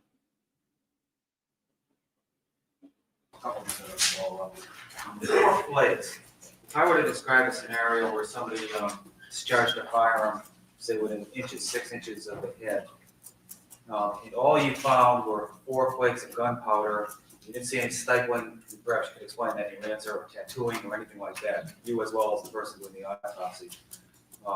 What would you be able to tell us either about the distance or the presence or absence of an intermediate target? Maybe you can explain that term. Well, I think based upon the evidence that I saw in this case, I could safely rule out at least one scenario within the 3 or 4 foot distance theory, and that is the contact or near contact discharge scenario. That is with the muzzle of the firearm either in contact with the victim or just an inch or a fraction of an inch away from the victim. Can you tell the people in the jury how you could rule that out? Because the scalp section which I examined, which came to me in connection with his hair, and also the subcutaneous tissues and what have you, which I examined, contained no appreciable or no whatsoever gunshot residue. No powder particles, no smoke, no indication of these tissues having been in contact with heat, which is associated with muzzle flash and so on. So I think it's very obvious that this was not a contact or a near contact discharge. However, moving back from that scenario, there are several factors that come into play. One being the presence of hair on the scalp, which is obviously not present on most other surfaces of the body, which may prevent the formation of the condition which you refer to as stippling. So that I'm not prepared to say anything conclusively about the presence or absence of stippling in this particular case. I do not know how carefully this particular hair sample was collected for the preservation of gunshot residue. That would be a factor as to how much I would find. And I do not know also. If I could stop you for a second, we're going to hear from Dr. Fossum later on, and I think the testimony will be that he's very good at what he does. So Yeah. you assume for a moment that he did do a very careful job.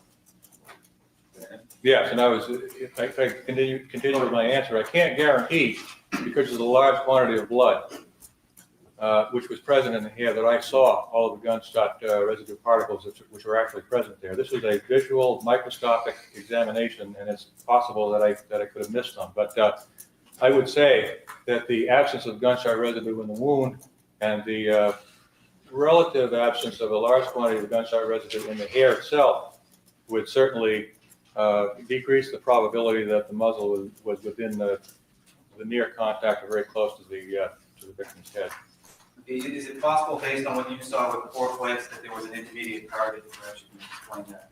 I mean, something soft over the gun. I think the muzzle was sound, perhaps.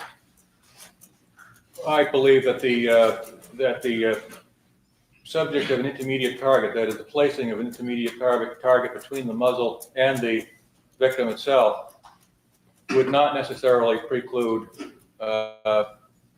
the deposition of gunpowder residue on the target. However, it certainly would probably lessen it. If there were no intermediate target, let's say the gun were within 6 inches of the head, wouldn't you expect to see a whole lot more plates than you saw in the evidence in the hair and that kind of stuff? I could better answer that question if I were dealing with a target which was not covered with hair. I frankly am not certain as to the effect that the hair would have on the deposition of this residue on the target. The hair itself, as I said, I found 4 particles, and I'm not so sure that I found them all, but I was fairly careful in that examination. And this would tend to rule out the very close distances which I referred to. You know, the exhibit you had up there, you indicated came to you as 1 piece, and in the course of making your examination, it was necessary to make it 2 pieces. Did you receive another fragment, though, the second fragment that was recovered? Yes, I did. I found, rather received, along with the autopsy samples in this case, 2 lead fragments, which were submitted to me separate from this bullet. Okay, could you tell the people in the jury, first of all, the information you got about where they were recovered, any conclusions that you may have been able to draw by the fact that they were where they were found they were? I believe that the information that I received in connection with those fragments was that they were recovered from the scalp of the victim. I don't know whether they were beneath the scalp tissue or on the surface of the scalp. Precisely where they were, I don't know, but they were from the scalp. These particular fragments indicate that the bullet fragmented either in the process of striking the target or prior to striking the target. What do you mean by prior to striking the target? Before the bullet hit the scalp. Okay, well, I guess I mean, what could cause a bullet to fragment between the end of the gun and the scalp? Well, from a firearms standpoint, the most probable cause would be an intermediate target. Would that have to be a hard intermediate target or could it be a soft? No, not necessarily. This is, again, hollow point ammunition that has a very soft lead nose, and it could be a soft material. Hollow point ammunition, I take different types of ammunition have different purposes. Some ammunition that's better for target shooting, for example. In terms of the bullet nose in particular, yes, there's full metal jacket ammunition, which is produced because it has very high penetrating qualities. And there's soft nose ammunition, which gives a combination of penetration but also expansion of the bullet. And then there's hollow point ammunition, which has a primary function of expanding rather quickly in the target and expending all of its kinetic energy in the target, increasing the devastating effect of the bullet. Okay, in layman's terms, is what you want a hollow point for is a bullet that won't just pass through in a narrow channel or path, but will sort of fragment off and cause an awful lot of damage. That's right. These things aren't used for target shooting, particularly. There'd be no benefit to that target shooting, correct? Well, I don't think they're intended for target shooting, but I can tell you that they probably are used for target shooting very frequently. That aspect of them, that design portion of them, isn't meant to enhance any aims of target shooting. I don't think that's a primary objective, although I've heard that because of the hollow point process, there's a greater degree of mass at the base of the bullet, and sometimes this tends to stabilize short, blunt bullets more than a bullet which is totally solid in its construction. In general, in layman's terms, why do people get hollow point bullets? What's the purpose of mine to get that type of bullet? Is it to stop someone? I think if they're serious. What are you doing to me? I was talking about their faces. This is who I was talking about earlier. She has a very long face. He has a very small face. So if they made a baby, it would be proportional. Thank you, Gabby. I was like, I'm looking around like, what's wrong? Like, I thought she was like, you're little. I'm like, no, I'm not. Like, No, my I'm mic was saying doing face. something. I'm like, what is happening? Learn your tactics. Face. Long, small. I don't have any reason to use this. I don't guide jets into the place where they unload their passengers. I don't play baseball. I'm not a coach. Well, don't take your safety glasses off anymore. There's taints and blood and. There was I had a weird piece of hair all of a sudden just was caught. I couldn't get it. Yeah, so did that woman. It was missing. You found it. He was talking about it. You're like, What you're woman? nasty. When he's sitting there saying, "Oh, there was a bunch of hair in this blood," Yeah, you were, it was and at that. the same time, you were just like, eh. It was the guy that they unalived. It was his hair he's talking about. It's gross. You couldn't have picked a better time to take off your safety glasses and be like, "Ew." I can't help it. That's what happened. Let's I get think through. that's Pam Smart's parents. I don't know if those are her brothers. That makes sense though, because she does have a very proportional face. I don't mean that in a bad way. Like, I'm actually not trying to be funny. Nope. But yeah, But yeah, let's get through this guy because he. Yes, we're almost done. I want to take this off, but I can't if he's talking. Curious about the if they're serious about the capabilities of the bullet for hunting purposes, then Church obviously ladies they is would better. get a hollow point bullet for a quicker kill. Now, if I could just go back and just tell me if I'm summing up the gist of most of your testimony in layman's terms again, is what you're telling us is that the bullet that was recovered in the autopsy, the bullet that killed Gregg Smart, came from that gun right there. She didn't. That's right. Thanks. Probably a question, sir. What other explanation could there be for the bullet fragmenting before it hitting the head, besides an intermediate target? I suppose we could consider the fact that the ammunition could have been defective.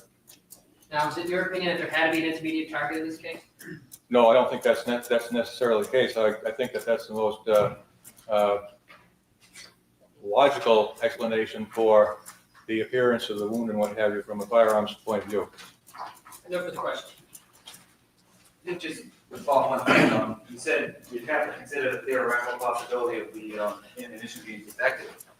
Did you get to look at a box of ammunition in this case? Yes, I did. Okay, were any of the other bullets from that same box defective? No, if we're considering a defective round of ammunition, we're probably considering something like one out of a thousand, so one out of a million, rather than several in a box. Okay, thank you. No question. Mr. Johnson, thank you. All right, give me 1 second. Oh, thank God. Does the next guy talk about firearms? No, he's the chief medical examiner.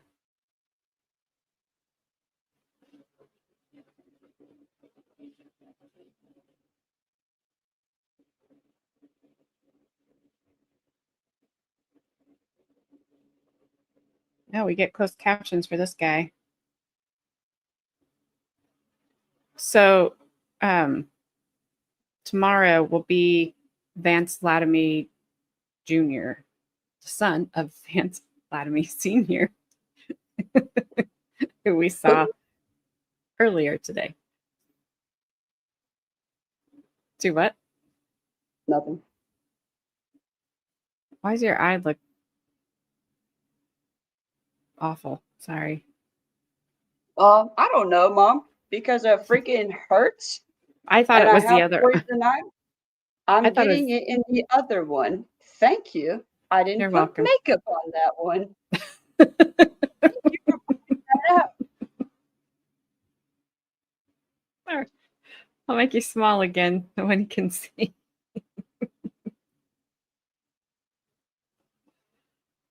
I did think you were joking. I didn't. No, I hope not. I didn't think that it had showed up yet. I have a hazmat suit downstairs, but that's going to take me a minute. Yeah, no. I'm good. Hazmat That suits. was That's hot enough. that's Bry's specialty. Yeah, that thing's freaking heavy. And that was enough. Yeah, good. All right, we got about 30 minutes. So, Chief Medical Examiner, here we go. Please state your name and spell your last name. Dr. Roger M. Fossum, Fossum. Holy crap, that got really loud. Do I need to turn it down? Let me know. It's really loud in my ears, but I know that might not be the same. But he did not get the memo for The comb over or a mustache. yeah. And Puddletown. Yes, it is my cover story. Poison Ivy. It's my cover story. Maybe it's Maybelline. Cover up. Or cover girl. Cover girl. That's what it is. Cover girl. It looks like an overboiled. I can't imagine how much Cheyenne's like, shut up, I'm with a client. All right. Tell me if I need to turn this down or do anything to this poor guy other than Unboil his egg. put some polish. Oh, please don't polish your head. I was like, does he need to powder it? He needs to put the lotion on the skin. You know. What's your profession? I'm a forensic pathologist. How are you presently employed? I'm employed as a chief medical examiner for the state of New Hampshire. How long have you held that position? About 4.5 years. From where did you receive your medical degree, doctor? From Southern Illinois University School of Medicine in Springfield, Illinois, What year? 1975. And where did you do your internship? I did a 6-month surgery internship at Indiana University Medical Center in Indianapolis, and then an internship in pathology at Ball Memorial Hospital in Muncie, Indiana. What was your specialty? Pathology. Since you completed your training, what positions have you held? And just give us an idea of what period of time you held. After I finished my 4-year pathology training program, I went to the United States Army. I was sent to Nuremberg, West Germany, where for 18 months I was the assistant chief of the Department of Pathology, and then for 2 years, the chief of the Department of Pathology at the United States Army Hospital in Nuremberg. I then held a position as a fellow in forensic pathology at the Southwestern Institute of Forensic Sciences in Dallas, Texas, and then was on the staff of that institution for 2 more years. And then you came to New Hampshire. Yes. Are you licensed to practice medicine? Yes. In what states do you hold licenses? New Hampshire, Indiana, and Texas. Are you board certified in any specialty? Yes. In what specialty? Anatomic pathology, clinical pathology, and forensic pathology. What is the process briefly of getting certified? The process is simply to go through the prescribed training period, 4 years with pathology, 5 perhaps it is now, and 1 year of forensic, and then take an examination. How many board-certified pathologists, forensic pathologists are there in the United States now? I believe last I checked, there were about a total of 600 board certified, about 400 who were living and practicing somewhat, and about 150 doing it full time. Doctor, how many autopsies would you say you've performed over the years?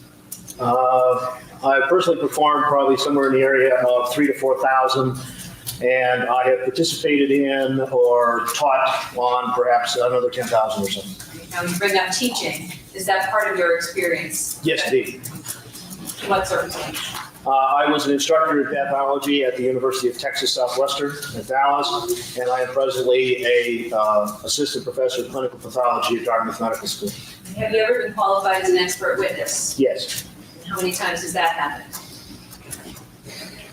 No, I quit counting at about 400, and that was about 5 years ago. Your Honor, I move to qualify this gentleman as an expert in the area of forensic pathology. Join in motion, Your Honor. Randy. Just briefly, what are your duties as chief medical examiner in New Hampshire? My duties here are, first of all, to create the office of chief medical examiner, since it did not exist prior to my arrival, and to administer that office to include the office materials, protocols, the politics, if you will, of the office, and then to investigate the deaths of those individuals that occur within the state of New Hampshire or bodies that are brought to the state, as the case may be, those deaths that may come under the jurisdiction of the medical examiner's office, to perform autopsies upon those bodies as indicated, and to prepare reports and death certificates listing the findings, the cause, and the manner of death. Okay, what deaths come under the jurisdiction of the chief medical examiner? Well, there are many and varied, but in a very capsule form. Obviously, any deaths due to criminal violence, any deaths due to suicide, deaths due to accident, deaths due to unexpected or unanticipated natural disease, and any other suspicious deaths. When we talk of an autopsy, what are we talking about? What is the process that you use?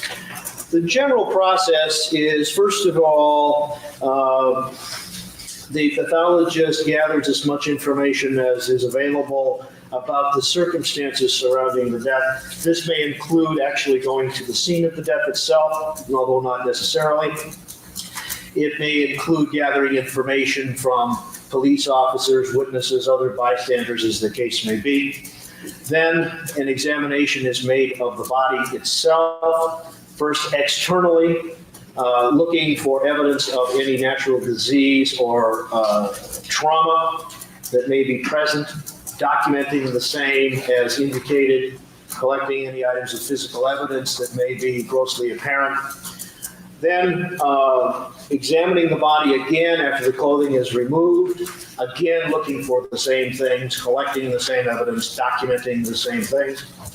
The body is then opened and the internal organs are examined with, again, the same purpose in mind, to look for any evidence of natural disease processes or trauma that may have contributed to this death, to document those, to collect items of physical evidence again, to collect materials for toxicology or chemical or bacteriologic testing, as may be indicated, and then to produce a report listing those findings. Did you go to the crime scene in this case? Yes. Right. And when did you do that?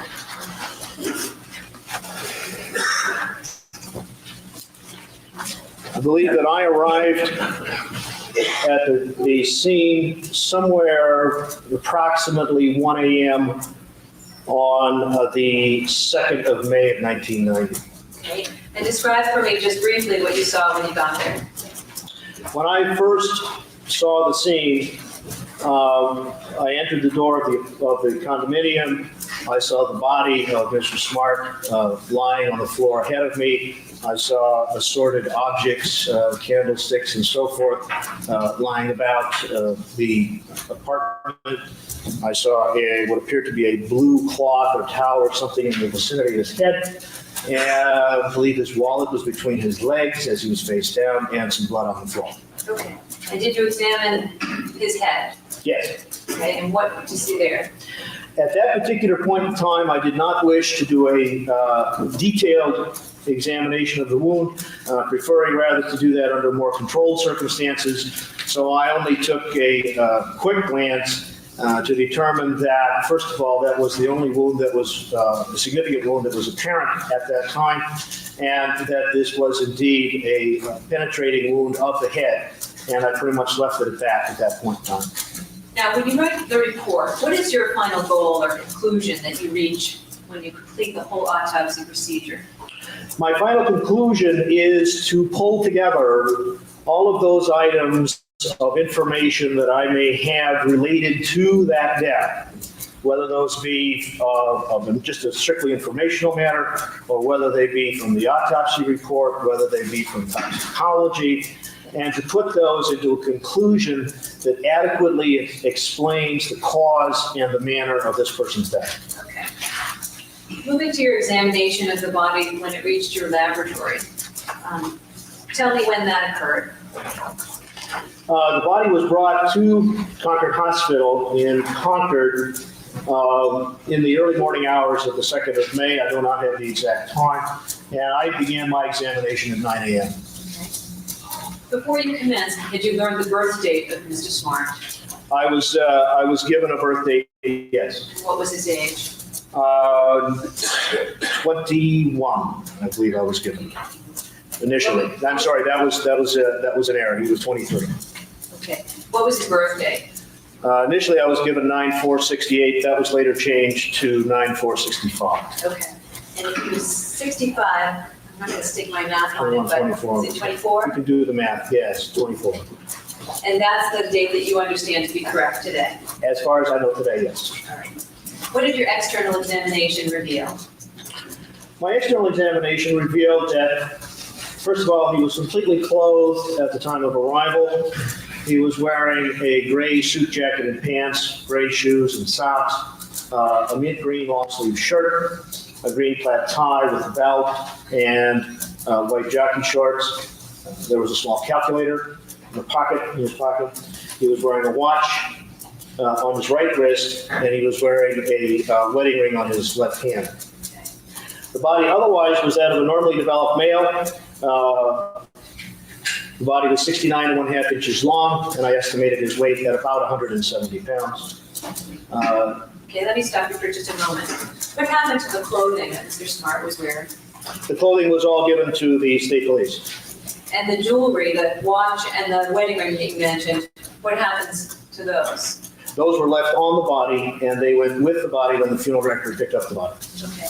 Going on to continue describing his external appearance. Basically, he was externally, essentially, a normal, healthy adult male.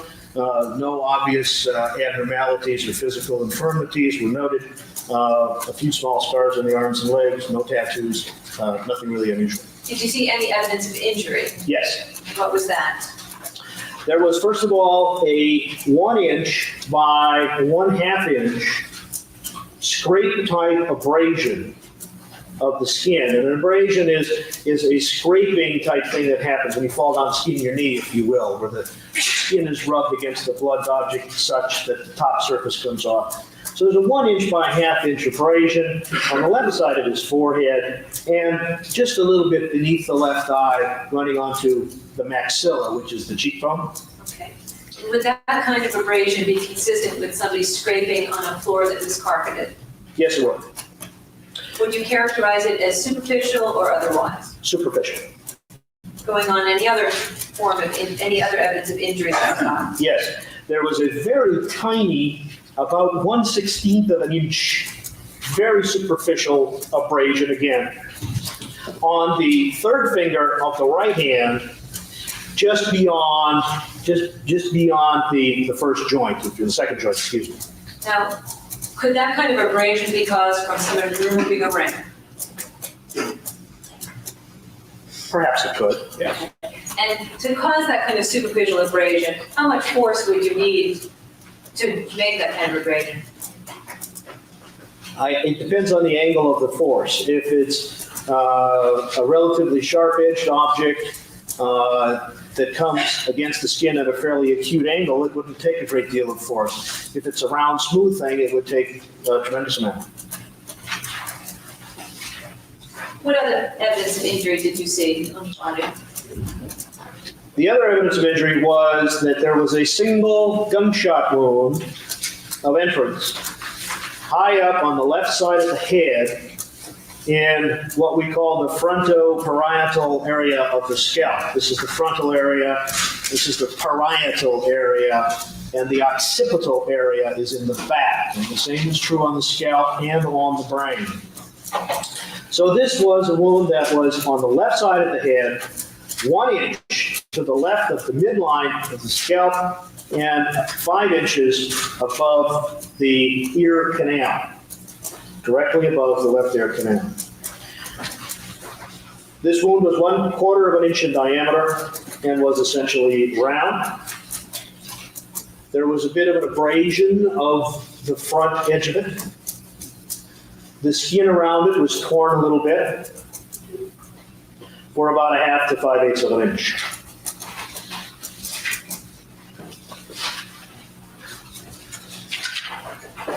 Okay. Did you observe any gunshot residue around the area of the wound? I did not see any residues grossly Now, what do you- with my own eyes. Now, just demonstrate again to the jury, if you would, where the bullet entered and what portion of the head the bullet exited.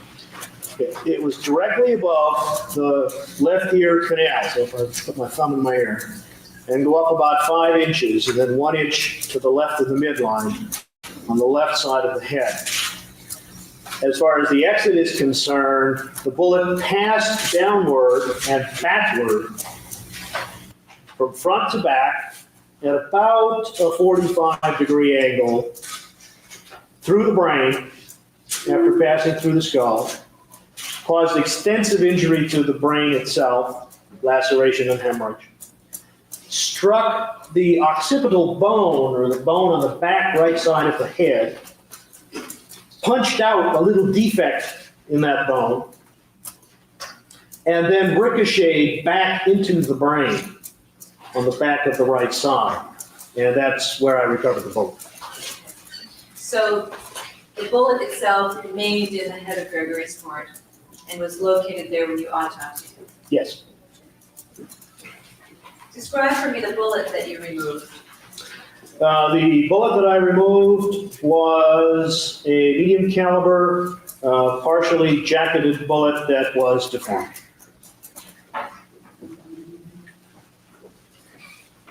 When you removed the bullet, what did you do with it?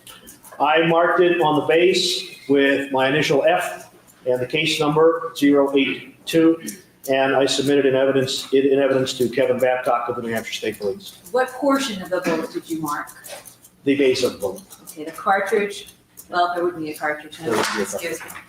Let me hand you what's been marked as State's Exhibit 38 for ID and ask you to look in it and identify it for me.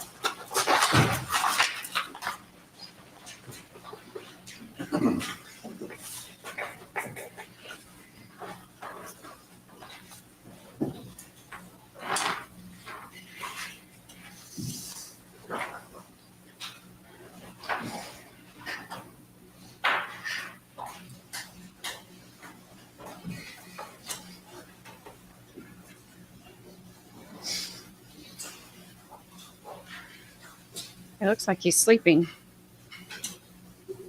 Wakey, wakey. He's like, excuse me, I need to take a nap.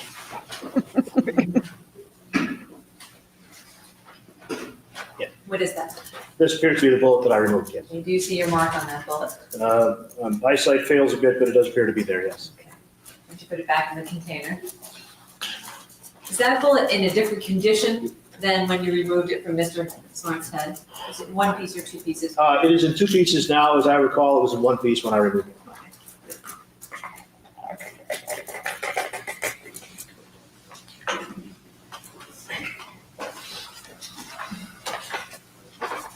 At this time, I've moved to formally admit the exhibit as the bullet as an exhibit, full exhibit. Okay. Very much for exhibit.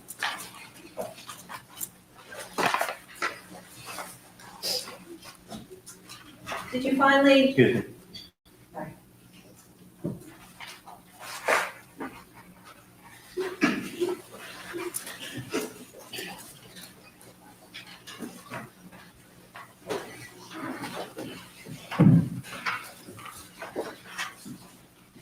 did you reach a conclusion on what the cause of death was in this case? I did. What was that? It was my opinion that Gregory Smart died as a result of a single gunshot wound to the head. And did you reach an opinion on what the manner of death was? Yes, What was that? the manner of death was homicide. Based on the wound and the angle in which the bullet traveled, did you have any opinion, did you form any opinion on the relative positions of the shooter and Gregory Smart? I had an opinion as to the position of the barrel of the gun reference to his head, yes. Okay. And what was that? Because of the angle and the direction, the barrel of the gun related to his head, the gun was above his head and pointed from left to right, from above downward, and from front to back.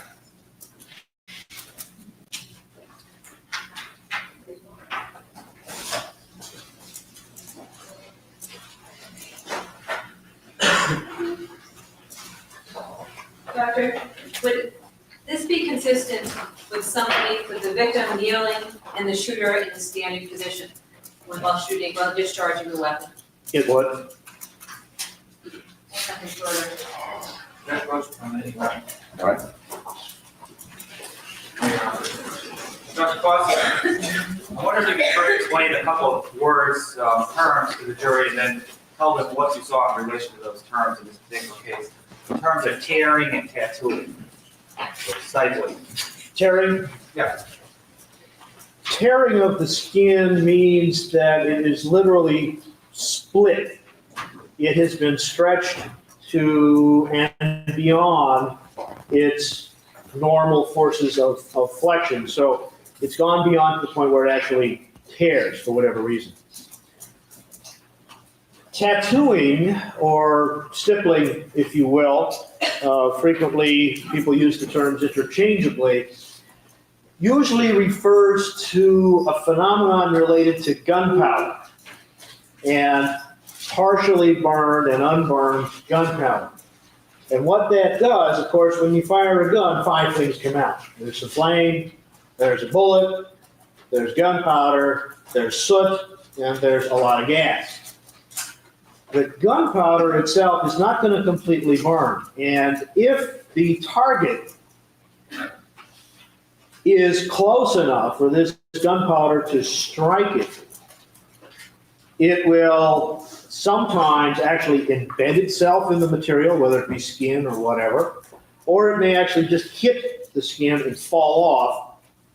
And depending again on the force that it hits with, it may leave a little red mark, it may leave a little hole, it may leave nothing at all. In addition to the major projectile that was now in 2 pieces that the prosecutor showed you, did you find some other fragments of a bullet? Yes. Okay, could you tell the jury where you found them and what the significance of those fragments is? First of all, there were... I'm sorry. The closed captioning just said Ebola. He did not find Ebola when he was looking. He might have. That's not what he said. Gabby, also, if you're having a hard time understanding him, I can explain because he went to Indiana University. I think he went to both, so they're not far from me. So if you need me to help you understand him, like you have to, he said Concord, very Midwest. I know he did. I know that's not how you would say it. So No. so it exited. But I'm backwards. Yes, on my- no, it I don't know what he was doing with his ear. That's what I was saying. So I thought he said it went here and then bounced around, and then that's where he found it. I thought Because it, if it went through and then came over here, but then hit and didn't exit and then bounce, yeah, that's He the was- damage. he was pointing behind his right ear Whichever, as he's I don't know. facing you, like his right, not your. Please, nobody eat Ebola. Well, I can tell that the poison ivy is going in my other eye because I look like I'm on freaking drugs right now. Probably doesn't help that I have a vest on. Safety. I'm not. I just want to go ahead and clarify that for everybody. I'm not. I have poison ivy. Maybe But you should put your sunglasses back. Yeah, my eyes really hurt right now. I could tell my medicine's wearing off. They don't feel very good. Well, But we're almost finished. I thought that he said he found it. He did find it, so maybe it didn't come out. But that's what I'm saying. If it bounced around, that's gonna do a heck of. I mean, it's gonna do damage either way. But if it's a straight through and through, it won't do as much damage as like most of the time when somebody gets that kind of injury anywhere in their body, they like due to a pew pew. If it's a straight shot, I can't say the word, sorry. If it's a straight through and through, normally you're okay. It's when it starts bouncing around that's when the significant damage is caused. That's like that. Those are the life-altering injuries, life-threatening injuries, things like that. That's why I was confused. I thought he said he found it, so I didn't think it was a through and through. But at that close range, it surprises me that that's not a through and through. Me too. But I think it bounced around. What's up, AT1? How you doing? How you? We just How here. you, AT1? Good grief. Hey, T1, I'm not being weird. They were talking about firearms earlier and doing it in the courtroom, so I'm just being safe. He's But saying don't touch your eyes. And put some it's cold so compress on hard there. not to. So hard not to. All right, I'm ready. Also, clean sheets every day. That probably is not going to happen.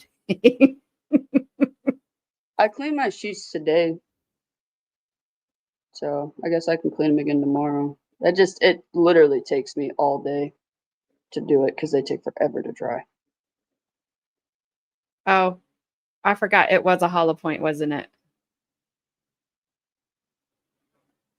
Yeah, I mean, I understand how they work, but still, at that close of range, it just surprises me. What was he using? Was he using a 38 special? It was a 38, yeah. I think so. guess. I think. Or maybe, I don't know. I know Puddletown said that number. Maybe he just thrown out there. I wasn't putting her business out there. I just know her.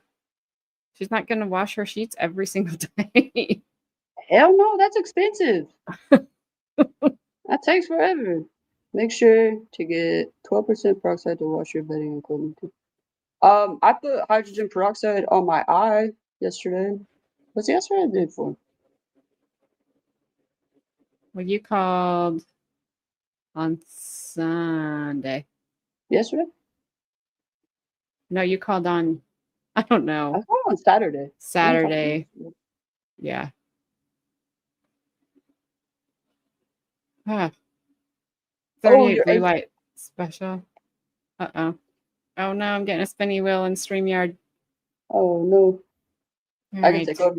You can switch it if you need to. No, I'm good. Nope. All right, go ahead. I'm Go ahead. good. All right, we got like less than 10 minutes. Several very, very tiny fragments of lead that were actually embedded in the bone of the skull at the entrance point where the bullet went through. These are relatively insignificant, and we don't, I mean, we see those every now and then.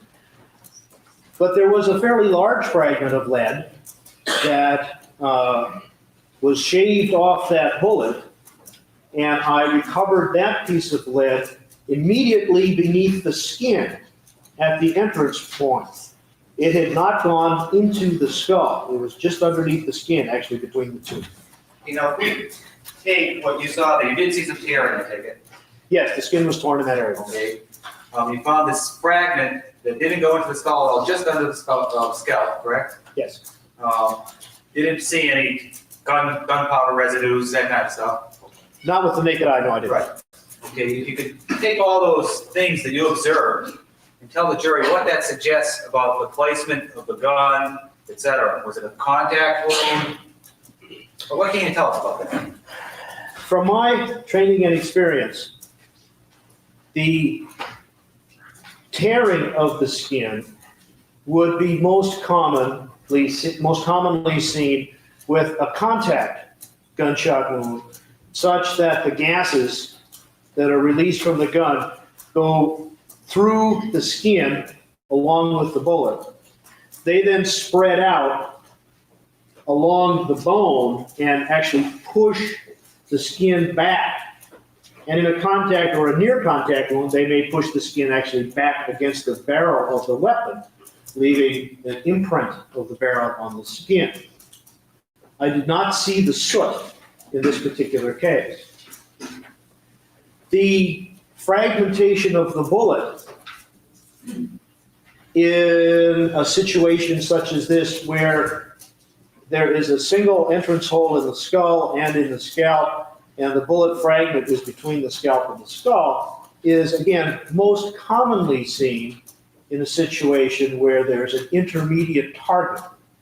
And what that means is that there is something else between the barrel of that gun and the skin in order to do it. And this causes, this is struck first, obviously. This then causes the bullet, perhaps, depending on its makeup and so on, to start to break up, or at least to start to deform, to mushroom, to bend, so that when it does get to the skull, it is not that nice, smooth bullet shape that it started out as. And it can then shave off a piece of that as it's going through the bone. You know, would this intermediate target have to be something like a piece of wood, or could it be something soft? It could be something relatively soft, yes. Based upon all those things together, would you agree with me that the most likely occurrence here is that this was a very close wound because you had a tearing, yet there must have been something screening out the gunpowder, like a cloth or some intermediate target screening it out? That, in my opinion, is one of the most likely causes, yes. Now, Doctor, I'm going to ask you to leave the witness stand for a second. Good. I'm going to give you a straw, okay? I'm going to kneel down in front of you, and I'm going to ask you to demonstrate on me, use this to show the path and bowl, okay? Tell me what to do while I'm here. Which way you want me to hold my head or anything like that? Well, from my position being here, best would be if you were to turn a bit more in front. I just want to Just your turn head. it. Just your head. And tilt it down a little bit. Down, yes.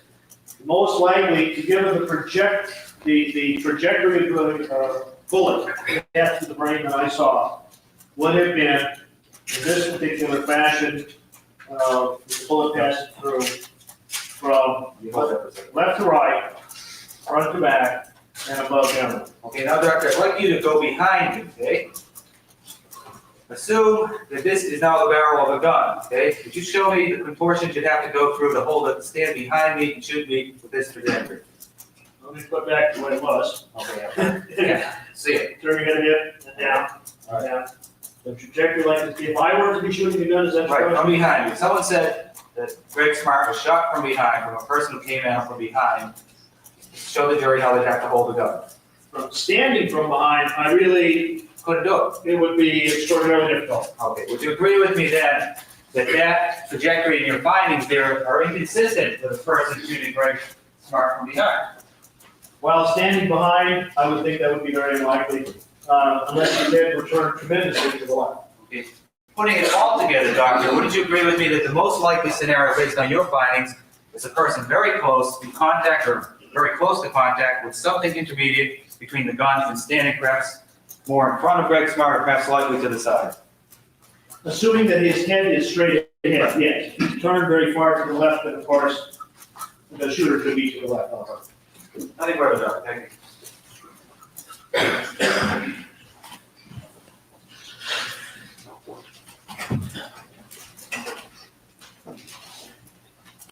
All right, well, I've tried like 1,000 times, not really, to say that they should have used the mannequins, but apparently that is not YouTube friendly. You can't even say ew, apparently. I was like, the mannequins would have done a better job than these guys. No, he should have used the mannequins. No. Can't say mannequins. They're like, you made a whole song after it. And it was good. And we missed it. Freaking hilarious. All right, almost done. Almost done. Doctor, when you and the defense attorney were talking about an intermediate target, he asked you if it was most probable. Are you saying that it is certain that there was an intermediate target? I will No, next time. Not at all. The fragment that you and he spoke about, what if the bullets were a defective bullet and there were no intermediate target? A defective bullet that it starts to mushroom a bit early and gets shaved off could indeed give the same picture, yes. Now, defense attorney positioned himself with you directly behind him. Now, what if the person who was shooting was behind and to the side, and the victim turned his head just as the shooter was about to discharge the weapon? Could that be consistent with the aim? Testimony, there's no basis for a hypothetical question. Your defense counsel positioned himself directly behind Dr. Fossum, which there also is no testimony of. Objection's overruled. Go ahead, Doctor. If he was a bit more to the side and the head was turned, the same angle trajectory could be created, yes.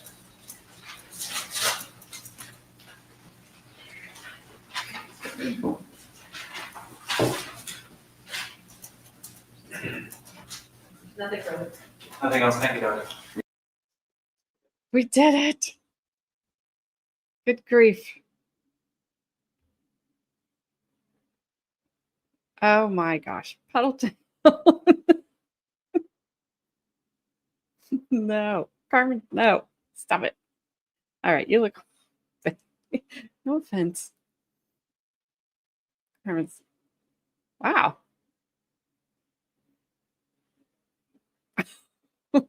I'm joking. I'm trying to talk to Cheyenne. I'm trying to tell her good night. I'm joking.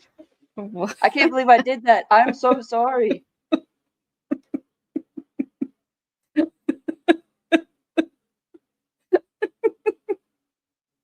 Oh, that's hilarious.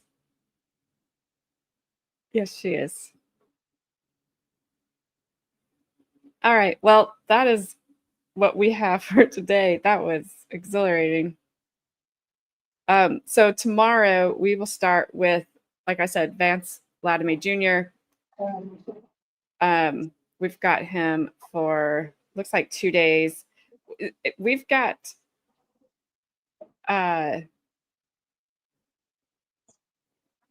look, I can't tell on there's one that has several witnesses listed, but the first one is looks like another young kid. I don't think he's like involved, but maybe. I don't know. I'm trying to match them all up with their photos. But we'll go to our second accomplice, which is the guy whose dad we saw today, whose firearm was used in the crime. We have 2 days of him, and then we're getting closer and closer to Billy Flynn, who is the unaliver in this case, who pulled the trigger. and unalived Gregg Smart. So I don't want to say I'm looking forward to his testimony because that sounds bad, but I want to get to his testimony. So I'm looking. I think his testimony will be interesting. Yeah, I think his, am I streaming? Are you streaming tonight, Gabby? Hey. I don't know. Flashman's always looking for his next snap. So that's what we've stream a movie. That's what we've got. But yeah, I'm looking forward to getting to Billy Flynn's testimony just because I think it should be interesting. There's a witness in here too that she was basically like an informant. She recorded some of their messages and she worked with Pam. So Are you saying Pam or Pam? I don't know. I'm sorry. I know you're trying to wrap this up. But My she face kind of, hurts, so you can. yeah, she kind of told on people too, I think. So I don't know. There's a lot of interesting parts in here that we haven't got to yet. Every trial has the boring parts. You got to watch them because it's all part of it. If you skip them, then you're wondering where this evidence came in, what happened here, type of thing. And so we're just doing it all. And I think, honestly, yes, every trial has the boring, but you never know what somebody is going to say. A certain sentence somebody may say, certain answers somebody may say, that could really change like the whole trajectory. Yeah, I mean, we've had that happen. Yeah. Bri, how do I make this better? He's a respiratory therapist. Good, because I'm pretty sure I have it in my throat. Okay. I don't mean that. If anybody's gonna get gross about that one, you can see the line now. It's starting to. I think I wiped the makeup off. Yeah, you need to go take whatever you were taking. Yep, Claritin or Benadryl. That's what I was going to tell her. I've taken allergy medicine and Benadryl. What I've been doing. But all right, so you'll be back on tomorrow. Tomorrow at 6. Yep, cold compresses, just like AT1 said. Yes, a witness will say, "I drink urine," and women should only frolic at the beach and not do math equations. Wow. Bye, Frank. I'm not. Let's go. I'm not dying. I'll see you in just a second. Artificial tears, keep them in the fridge. Did that mofo respond? No. I will see you tomorrow at 6 p.m. Eastern time. I don't know if Poison Ivy will be back with me or not. She may not even be able to see by tomorrow, so we'll go from there. If you want to come into Discord, I'm sure we'll be in voice chat or streaming something. We normally stream some movies or something. I don't know if Gabby has anything scheduled. If not, I can hop on and stream something on Hulu or whatever you guys want to watch, or just go in there and talk. And because we have a good time. Alrighty. On that note, you're fine, but you guys have a good night. If you do join our Discord, you can join it. You don't have to be a member of the channel or anything like that. I just encourage you to mute your notifications because they get chatty in there, and that's the only thing anybody's really ever complained about is their notifications. And if you come in and you hop on voice chat, just fair warning, because we don't have filters in there, but we don't have to. Hey, I'm still waiting on your freaking message. I've been staring at my phone. Yeah, you said you'd reply, but okay. It's okay. You're just like Zach, always abandoning me. And on that note, we'll see you guys all tomorrow. Have a good rest of your night. Guilty as the jury calls, echoes rising through the halls. Listen, Pam Smart, history calls another name upon the wall. Stories fade but lessons stay, truth and consequence on display, a darker path that led astray. Like and subscribe before you go, grateful you join me for the show. Like and subscribe before you go.